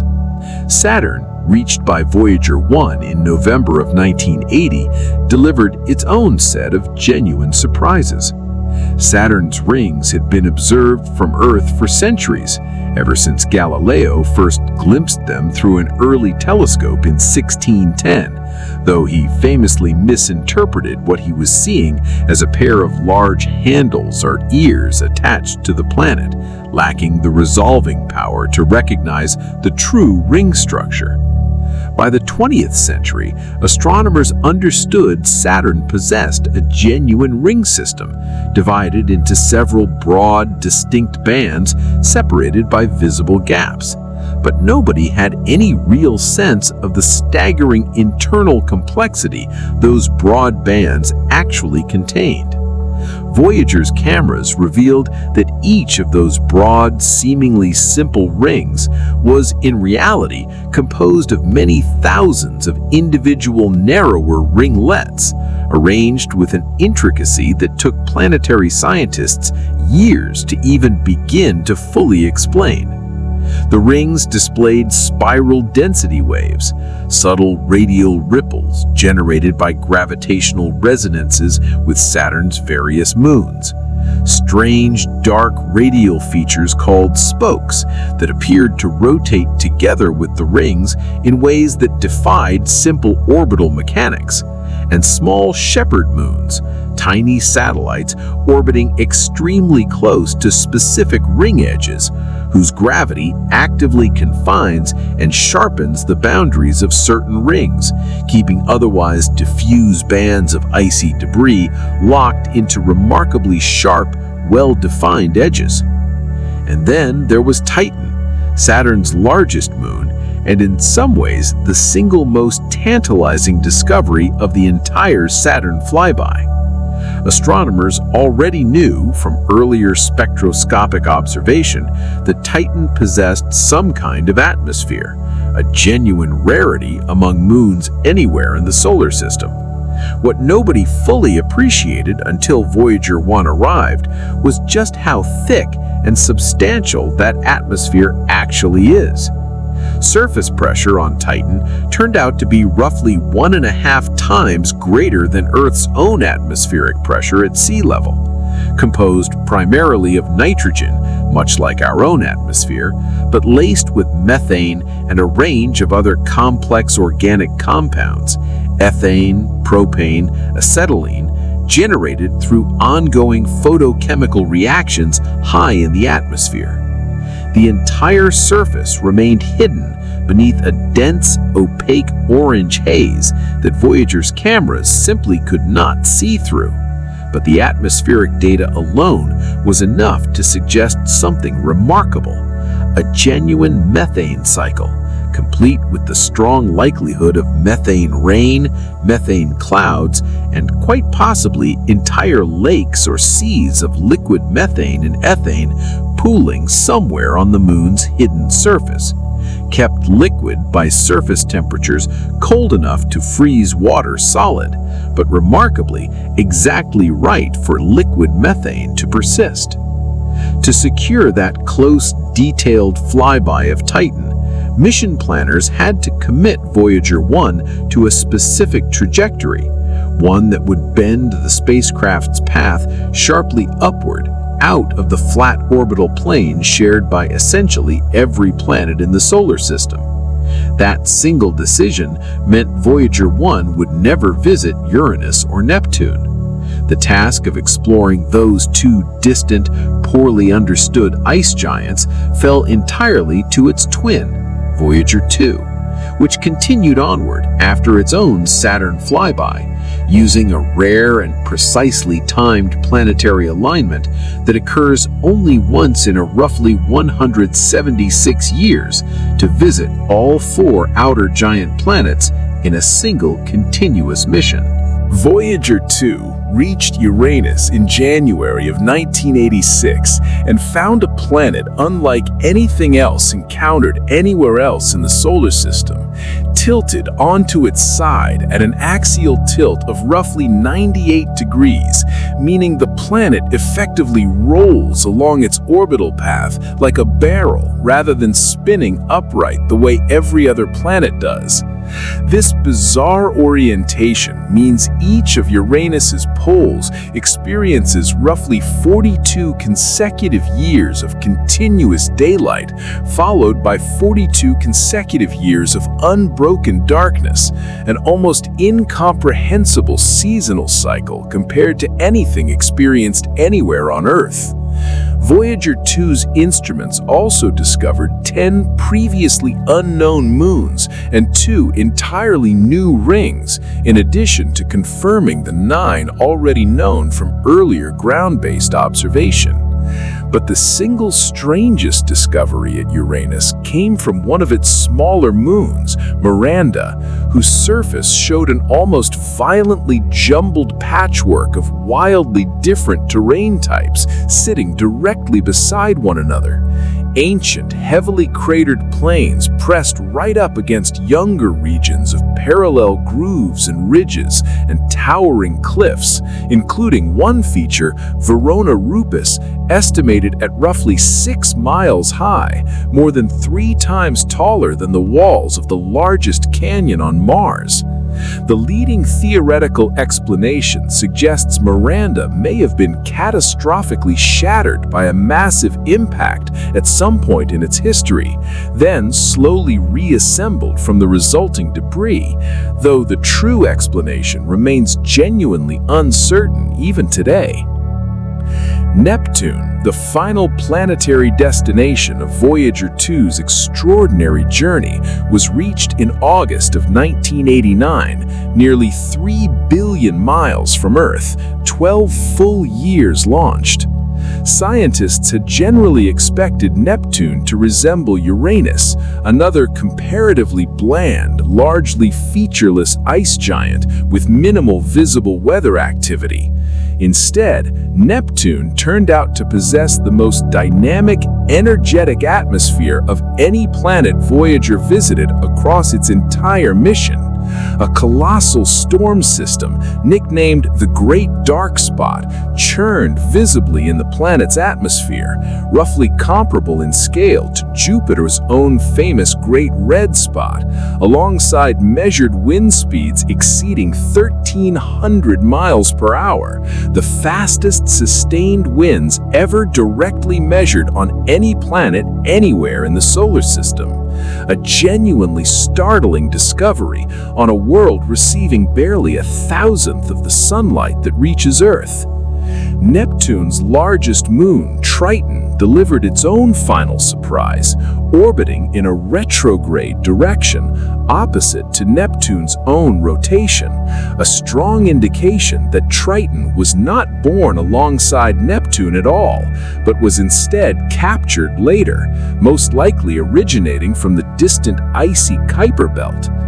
Triton's surface, despite sitting at a recorded temperature of roughly -391 degrees Fahrenheit, one of the coldest surfaces ever directly measured anywhere in the solar system, showed clear, undeniable evidence of active geology. Nitrogen ice geysers erupting directly from the surface, driven by subtle seasonal warming that allows frozen nitrogen just beneath a thin, translucent surface layer to sublimate directly into gas, building pressure until it eventually bursts outward, carrying dark streaks of material that fall back and settle across the surrounding icy landscape. With that Neptune flyby complete, Voyager 2's planetary mission formally came to an end, having accomplished something no other spacecraft before or since has ever managed to replicate: a single continuous mission visiting all 4 of the solar system's giant outer planets. Both spacecraft, having far exceeded every original expectation placed on them, were still fully functional, still transmitting clean data, still scientifically productive. And so, NASA made the decision to formally extend the mission, launching what became known as the Voyager Interstellar mission, sending both spacecraft onward deliberately towards the edge of the solar system, and eventually, if their aging hardware managed to survive long enough, beyond it entirely. All of these discoveries, from the volcanoes of Io to the turbulent, unpredictable plasma of true interstellar space, carry direct and sobering implications for anyone who has ever wondered what a genuine future mission to another star system might actually require. And the picture Voyager has given us, direct, measured, and unavoidable, is considerably more difficult than most popular science fiction ever chooses to acknowledge. Voyager 1, after nearly 50 years of continuous travel, has covered a distance of roughly 159 astronomical units, something in the neighborhood of 14.8 billion miles. That sounds and genuinely is an extraordinary achievement for a piece of 1970s engineering. But measured against the actual scale of interstellar distances, it barely registers. Proxima Centauri, the single nearest star to our own sun, sits roughly 4.24 light-years away, a distance of approximately 268,000 astronomical units, somewhere around 25 trillion miles. At Voyager 1's current cruising speed, reaching that distance would require something in the neighborhood of 73,000 years. 73,000 years is longer than the entire span of recorded human history, longer than the time since large-scale organized agriculture first reshaping human civilization, longer than the span since the end of the last major ice age.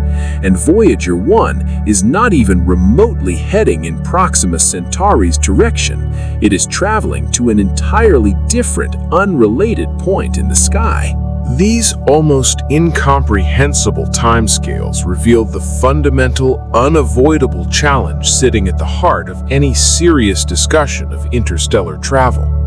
The distances involved are so overwhelmingly vast that even a spacecraft moving at tens of thousands of miles per hour, genuinely fast by any ordinary human standard, remains hopelessly, almost laughably slow when measured against the true scale of the space between stars. To make interstellar travel feasible on anything resembling a human timescale, a timescale where a mission's own designers might realistically live to see meaningful results, spacecraft would need to reach velocities representing a meaningful fraction of the speed of light itself, likely somewhere in the range of 10% of light speed or faster for any journey to even the nearest neighboring star systems to make practical sense. 10% of the speed of light works out to roughly 67 million miles per hour, something in the neighborhood of 1,700 times faster than Voyager 1's current cruising speed. At that velocity, a journey to Proxima Centauri would take somewhere around 42 years, still an entire human lifetime, but at least conceivably within the working career of a single generation of scientists and engineers, rather than spanning multiple entire civilizations the way Voyager's actual trajectory does. But reaching even that speed would demand a genuinely staggering amount of energy, orders of magnitude beyond anything any current propulsion technology can practically deliver. And Voyager's own direct measurements of the interstellar medium reveal additional challenges that most casual discussions of interstellar travel simply never account for. The interstellar medium Voyager has directly sampled also contains a meaningful population of high-energy charged particles, galactic cosmic rays, streaming continuously outward from long-dead supernova explosions scattered across the wider galaxy.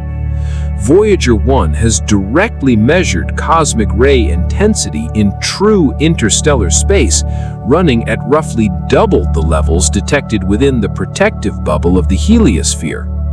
These are considerably higher energy particles than simple thermal hydrogen atoms, individual particles capable of penetrating deep into solid materials, generating cascading showers of secondary particles as they slam into and pass through matter. Over the multi-decade span any realistic interstellar mission would require, cumulative cosmic ray exposure becomes a serious, unavoidable engineering concern. Any human crew in any theoretical future mission of that kind would require substantial physical shielding. Any onboard electronics would need to be specifically hardened against radiation damage far beyond anything required for missions confined within our own solar system. Voyager's own direct, in-place measurements provide for the very first time in human history an actual baseline dataset that future mission designers could genuinely use to properly plan for this environment, rather than relying on indirect estimates and educated guesswork. Voyager's discovery of that persistent, structured turbulence running through the interstellar plasma adds yet another layer of complication. If interstellar space contains genuine structure, regions of varying density, embedded magnetic irregularities, occasional shock waves propagating outward from distant stellar events, then any future interstellar spacecraft would need to be engineered to withstand a genuinely dynamic, variable environment, rather than the placid, largely uniform void that older models had long assumed it would encounter. Voyager has even directly detected what researchers informally refer to as tsunami waves, shock waves generated when powerful solar outbursts here at our own sun eventually reach the heliopause and launch pressure waves outward into the surrounding interstellar medium, waves the spacecraft has detected propagating for a considerable distance beyond the boundary of our solar system. If our own comparatively modest, unremarkable star can generate detectable shock waves reaching billions of miles out into interstellar space, then any future interstellar spacecraft would likely need to contend with similar disturbances originating from other entirely unrelated stars scattered along its intended path. And then there is the Oort cloud to consider.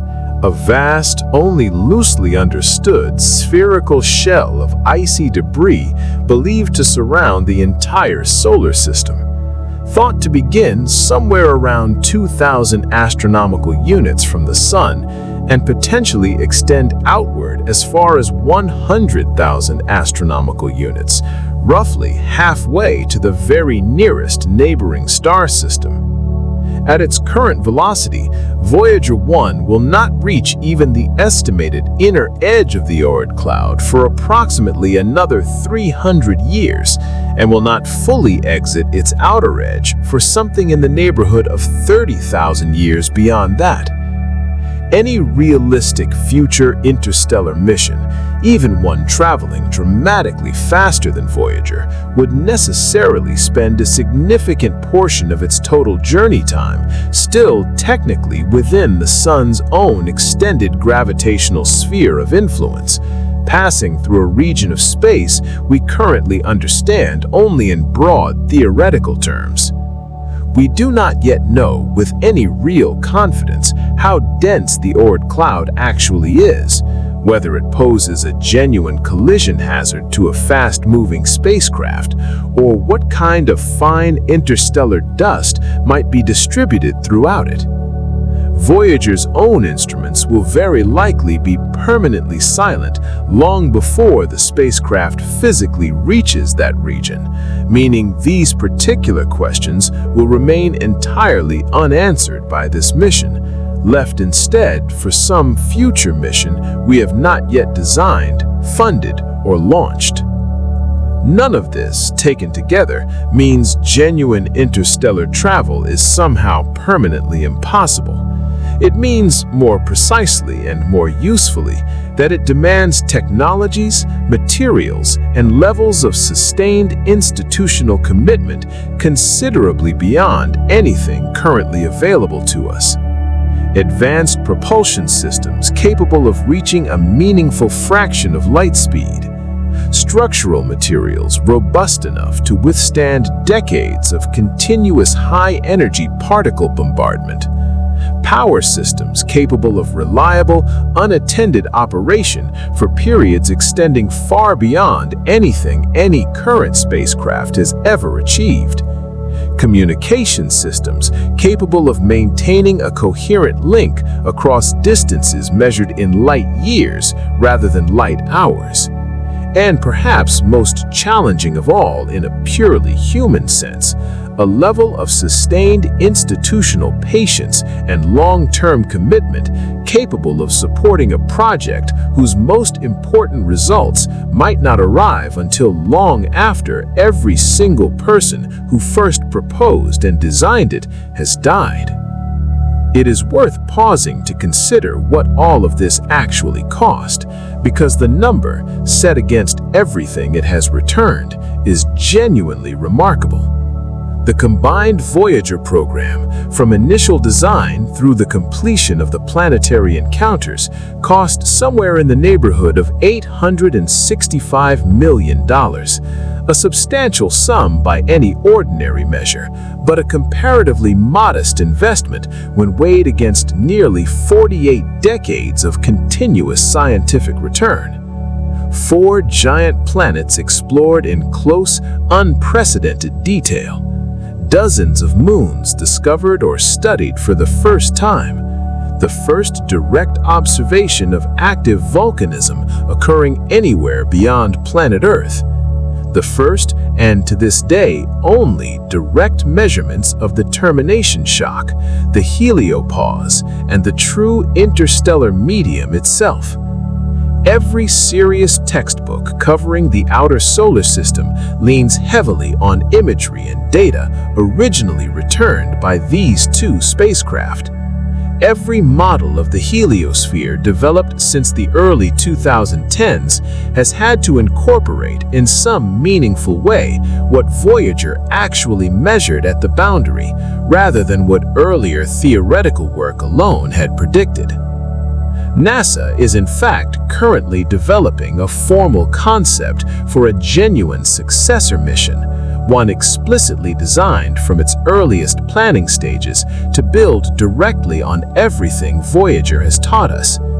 It is known for now as the Interstellar Probe, and it remains, as of 2026, still firmly in the concept and early design stage, without a confirmed launch date or a fully secured budget. But its core scientific objectives are already clearly defined, and they read almost like a direct response to the exact questions Voyager's own data has left open. A more thorough, systematic exploration of the heliosphere's nose and tail, mapping regions Voyager only glimpsed briefly along 2 single narrow trajectories. a serious search for the theorized bow shock, a shock wave that models predict should form in the interstellar medium somewhere ahead of the heliosphere as it plows through surrounding space.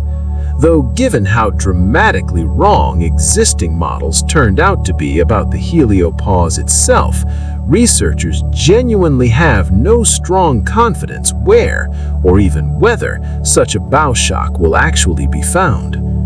More advanced instrumentation, specifically designed to finally settle the still unresolved question of exactly what mechanism is generating that persistent plasma emission Voyager One first detected back in 2017. Whether it is simple thermal oscillation or the more theoretically disruptive quasi-thermal noise. And, potentially, an onboard camera capable of capturing an entirely new family portrait of our solar system, photographed for the first time from genuinely, unambiguously outside it. But this mission remains decades away from delivering any real results, even under the most optimistic, realistic timeline available. Design and development work continues, but full funding has not yet been secured. Even if every remaining step proceeds smoothly and without delay, an actual launch likely would not occur before sometime in the 2030s, and the spacecraft would not reach even its initial 500 astronomical unit target until sometime in the 2080s. Which means, almost certainly, that the scientists and engineers currently working to design this mission will not personally live to see its most important results. This is, in a very real sense, simply the nature of genuine interstellar scale exploration. The relevant timescales routinely, unavoidably exceed the length of a single human life. The Voyager spacecraft themselves launched at a moment when many of the researchers currently analyzing their newest data had not yet been born. The engineers who keep the deep space network's massive antennas correctly pointed and functioning today were not yet alive when Voyager One and Voyager 2 first left the launch pad. In all likelihood, the people who will eventually witness Voyager One's very last transmission are, right now, sitting in an elementary school classroom somewhere, or have not yet been born at all. That is simply what this kind of science actually requires. Genuine institutional continuity, sustained deliberately across multiple human generations. A willingness to begin ambitious projects, fully understanding that you personally will likely never live to witness their ultimate conclusion. It is worth remembering that this pattern is not new and not unique to space exploration. It echoes throughout the broader history of human exploration more generally. Ferdinand Magellan's expedition successfully circumnavigated the globe for the very first time in recorded history, but Magellan himself died partway through the voyage, never living to see its completion. Great cathedrals across medieval Europe frequently took well over a century to fully construct, meaning the architects and stonemasons who first broke ground on the foundation never once saw the completed building they had helped begin. Progress of this kind is rarely a smooth, steady, predictable line. It moves in fits and starts, periods of rapid, exhilarating advancement, followed by long stretches of quiet consolidation, sometimes even outright retreat. And it depends at every single stage on institutions and individuals willing to commit seriously to work whose true payoff may not arrive for decades, or in some cases, for centuries. The Voyager missions represent one particular remarkable moment in that much longer, ongoing story. A moment when available funding, sufficiently mature technology, a genuinely rare and favorable planetary alignment, and real institutional will all happened to align simultaneously, making it possible to attempt something no civilization in human history had ever attempted before. That particular alignment of circumstances might come again in some future decade. The interstellar probe concept might eventually secure full funding and successfully launch. Humanity might at some point in the coming decades send additional spacecraft deliberately out into true interstellar space to build directly on everything Voyager first discovered. Or it might not happen again for a very long time. The two Voyager spacecraft may well remain, for decades or even centuries to come, the only spacecraft humanity has ever sent that have directly, physically sampled the true environment of interstellar space. Either way, what they have already discovered remains permanent, unshakable, and entirely independent of whatever happens next. The measurements exist, carefully archived within NASA's data systems. The images have been recorded, cataloged, and backed up across multiple institutions. The core scientific findings have already been fully integrated into humanity's broader understanding of the cosmos, cited, built upon, and taught to new generations of students who will carry this knowledge forward long after both spacecraft have finally gone silent. Now come back one final time to right now, to 2026, to this exact moment while you are reading or listening to these words. Because there is a fact sitting quietly at the center of this entire story that is remarkably easy to lose track of once you get lost in the physics, the engineering, and the sheer scale of the numbers involved. Right now, in 2026, the only functioning scientific instrument our entire species has ever placed in true interstellar space is 48 years old. It was designed and built with technology that predates the personal computer, that predates the mobile phone, that predates the internet in any form we would recognize today. It runs on roughly 4 watts of electrical power, less than the small bulb that lights up your refrigerator every time you open the door. And it is, at this very moment, still sending back information that continues to actively reshape how the scientific community understands the universe and our own small, precarious place within it. We have, since Voyager launched, built spacecraft that are considerably larger.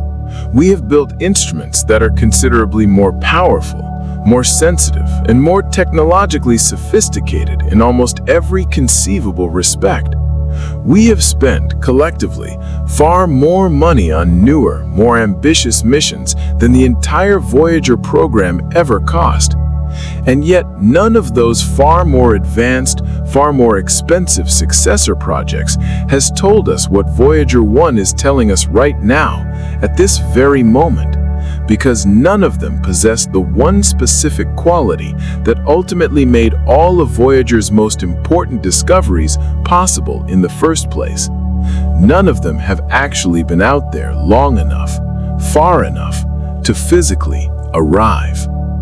There exist certain categories of questions about the universe that simply cannot be answered from a comfortable distance, not from a ground-based telescope, however powerful, not from a satellite safely orbiting Earth, not even from a mission exploring Mars or the asteroid belt, regions that, however distant they might feel in ordinary human terms, remain firmly, comfortably within the protective boundary of our own solar system.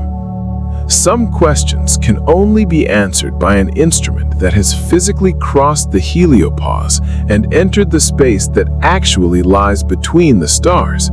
We currently possess exactly one such instrument. It is old. It is slowly, steadily dying.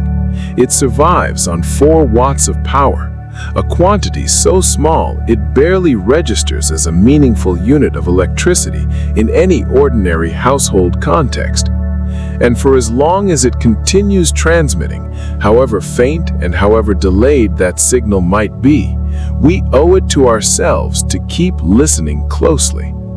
Because when it finally does go quiet, and every available projection makes clear that moment is now coming within the next several years, the answers to some of the single most important questions our species has ever managed to ask about its own cosmic surroundings will go quiet along with it. At least for a generation, quite possibly for considerably longer than that. Let's take a moment to gather everything this story has actually shown us, because taken individually, each discovery is remarkable enough on its own terms. Taken together, they represent something considerably larger, a genuine, sustained pattern that deserves to be recognized clearly and named directly. The heliopause itself sits billions of miles farther from the Sun than decades of careful, rigorously reviewed scientific modeling had ever predicted. A discrepancy large enough to force a genuine, fundamental reconsideration of how well the wider interstellar environment surrounding our solar system had actually been understood. The overall shape of the heliosphere turned out to be asymmetric, compressed sharply at the nose by the Sun's own steady motion through the surrounding galaxy, rather than the simple, tidy, symmetric bubble that generations of textbook diagrams had confidently depicted. The actual transition from solar-dominated space into true interstellar space turned out to be considerably more complicated, more prolonged, and more genuinely dynamic than anyone had anticipated, complete with an entirely unpredicted structure, the so-called magnetic highway that no model built before Voyager's arrival had ever conceived of. Direct, in-place measurements of the interstellar medium itself revealed a density, a temperature, and a magnetic field structure, all meaningfully different from what careful theoretical prediction had suggested. Voyager detected entirely unexpected shock waves, informally called tsunamis, generated by our own Sun's activity and propagating outward for a considerable distance through the surrounding interstellar medium, revealing that the Sun's influence genuinely extends measurably beyond the heliopause itself.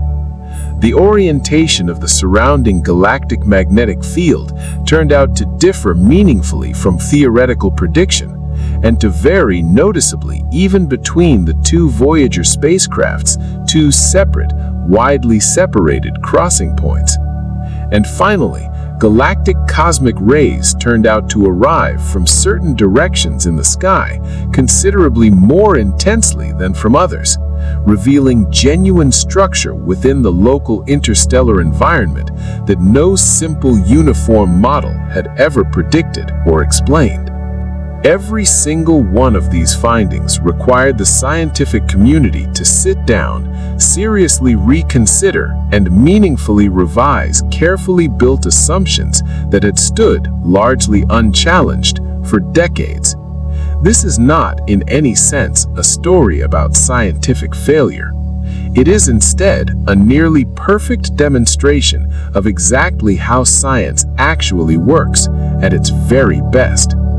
Not the smooth, tidy, linear progression from careful hypothesis directly to confident confirmation that popular retellings of scientific history often suggest, but a considerably messier, more honest, and ultimately more interesting process, one built from careful prediction, followed by genuine measurement, followed by real surprise, followed by patient, deliberate revision. We build the best models we possibly can using the best available data at the time. We use those models to make specific, testable predictions. We then test those predictions directly, wherever and whenever that is genuinely possible. And when reality turns out not to match our prediction, which it turns out happens considerably more often than most of us are comfortable admitting, we learn something new, something we could not have learned any other way. We revise, we refine, and then, using everything we just learned, we go on to make new, better predictions, ready to be tested all over again by whatever comes next. The two Voyager spacecraft represent one of the single clearest examples of this entire process that our species has ever produced. Scientists made careful, entirely honest predictions, grounded in solid, well-established physics and the very best data available to them at the time. Those predictions turned out to be wrong in several genuinely significant ways.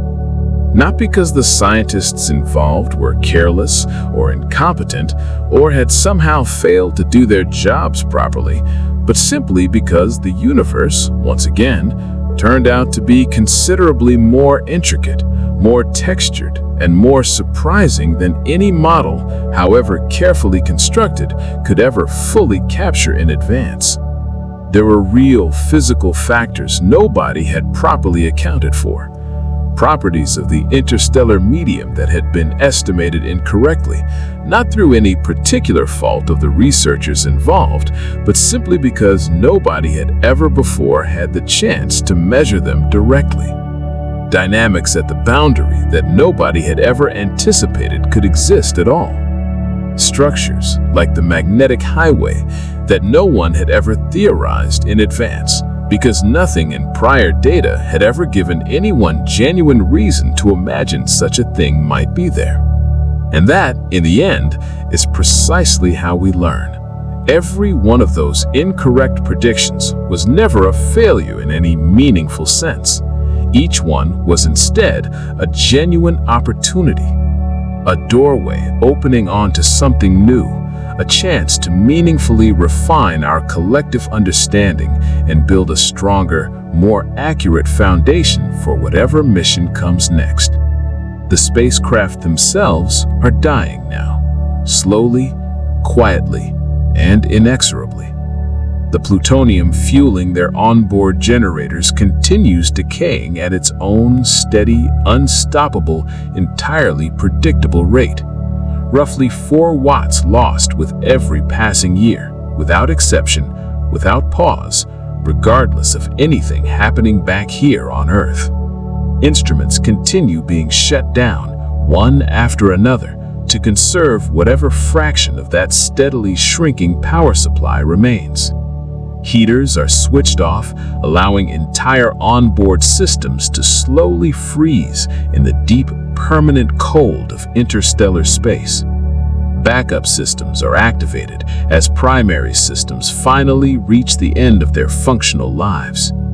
Engineers at JPL continue performing careful, difficult triage, deciding one hard choice at a time precisely what remains worth preserving and what must, with real reluctance, finally be allowed to go dark for good.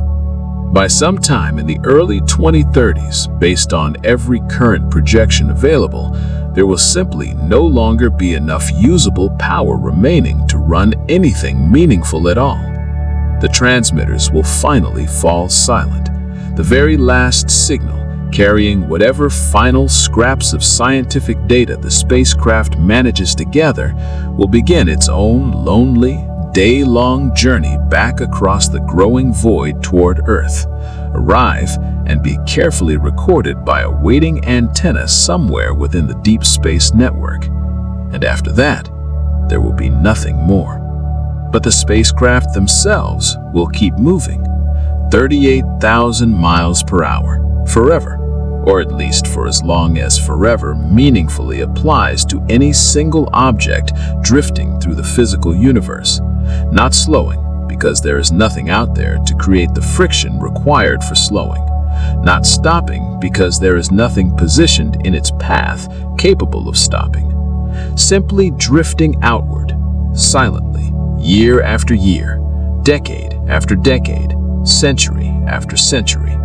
Deeper and deeper into the vast interstellar space it helped our species measure and understand for the very first time. Carrying its golden record along for the ride, Bach and Beethoven and Chuck Berry drifting together through the endless dark. Greetings spoken in 55 different human languages that, in all likelihood, no living being will ever actually hear. Images of Earth and of the humans who once called it home, and of our small, unremarkable solar system that no living being will ever actually see, unless, against every reasonable statistical expectation, some other civilization somewhere out there happens to encounter it. In roughly 40,000 years, both spacecraft will make their own closest approaches to other stars, distant, silent, and utterly uneventful, still well over a light year away from anything at all, never actually arriving in any meaningful sense, simply drifting outward, silently, year after year, decade after decade, century after century. Deeper and deeper into the vast interstellar space it helped our species measure and understand for the very first time. Carrying its golden record along for the ride, Bach and Beethoven and Chuck Berry drifting together through the endless dark. Greetings spoken in 55 different human languages that, in all likelihood, no living being will ever actually hear.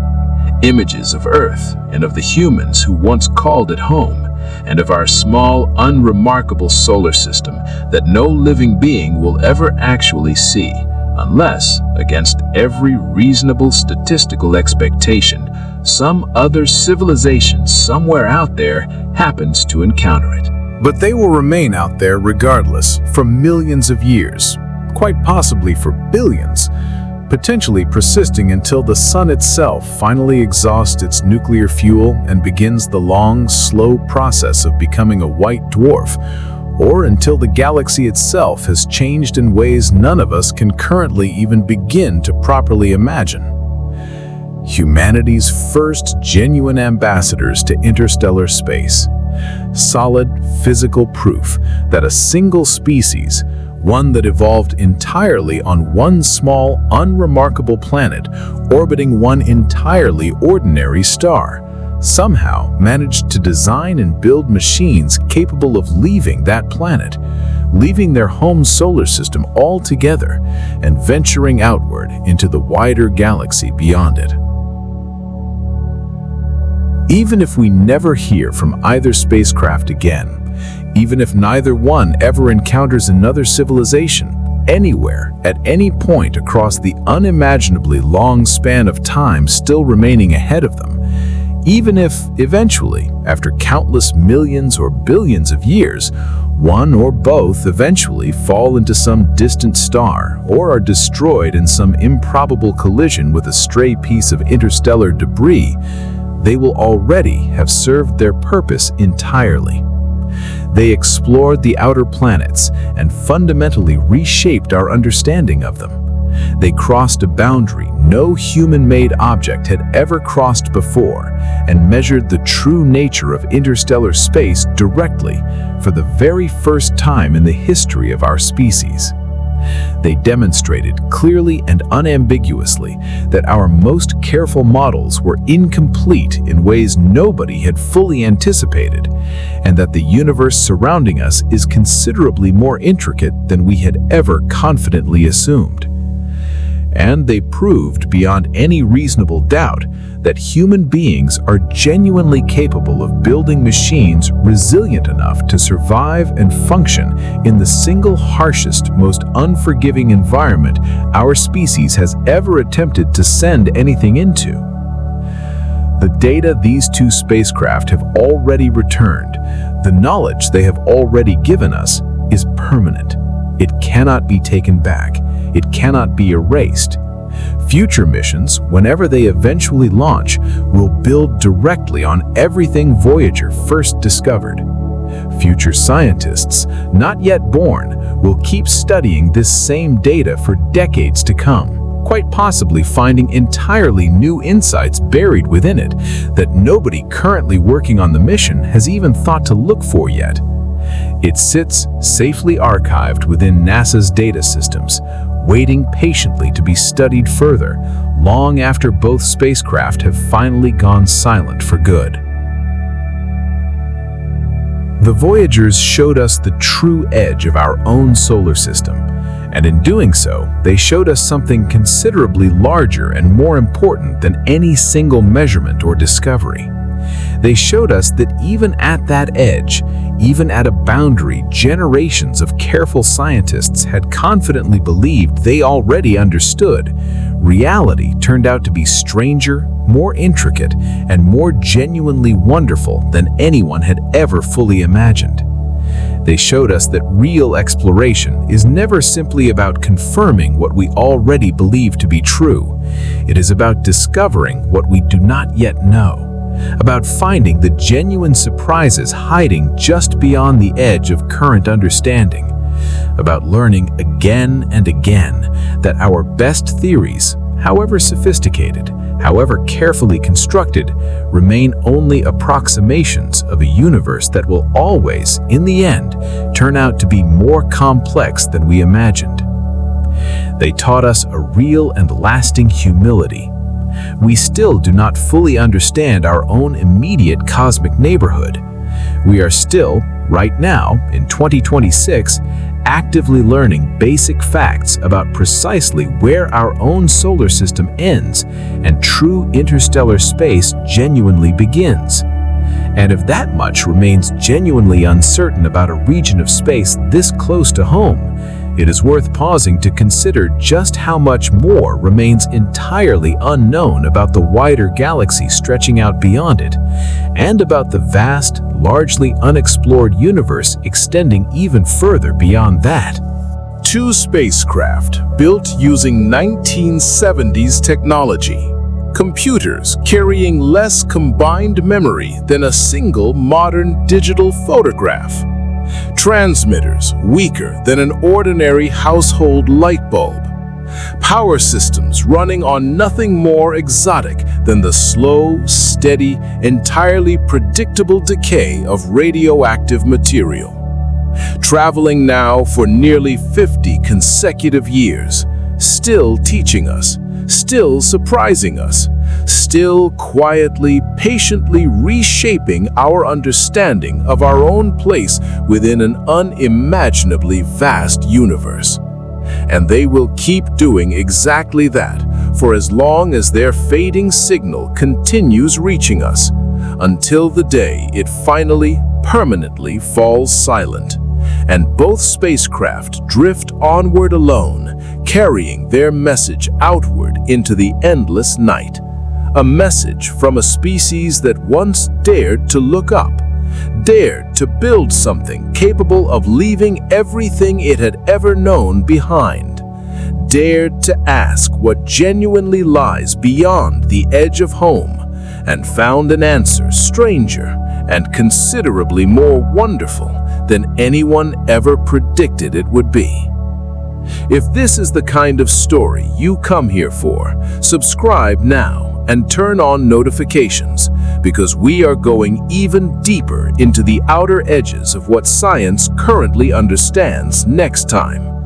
Leave a comment below with whatever detail in this story surprised you the most, and if you know someone who would genuinely appreciate this story, someone who has never heard just how strange and how urgent this particular chapter of human exploration has actually become, share it with them, because a story like this deserves considerably more attention than the quiet silence it has mostly been given so far.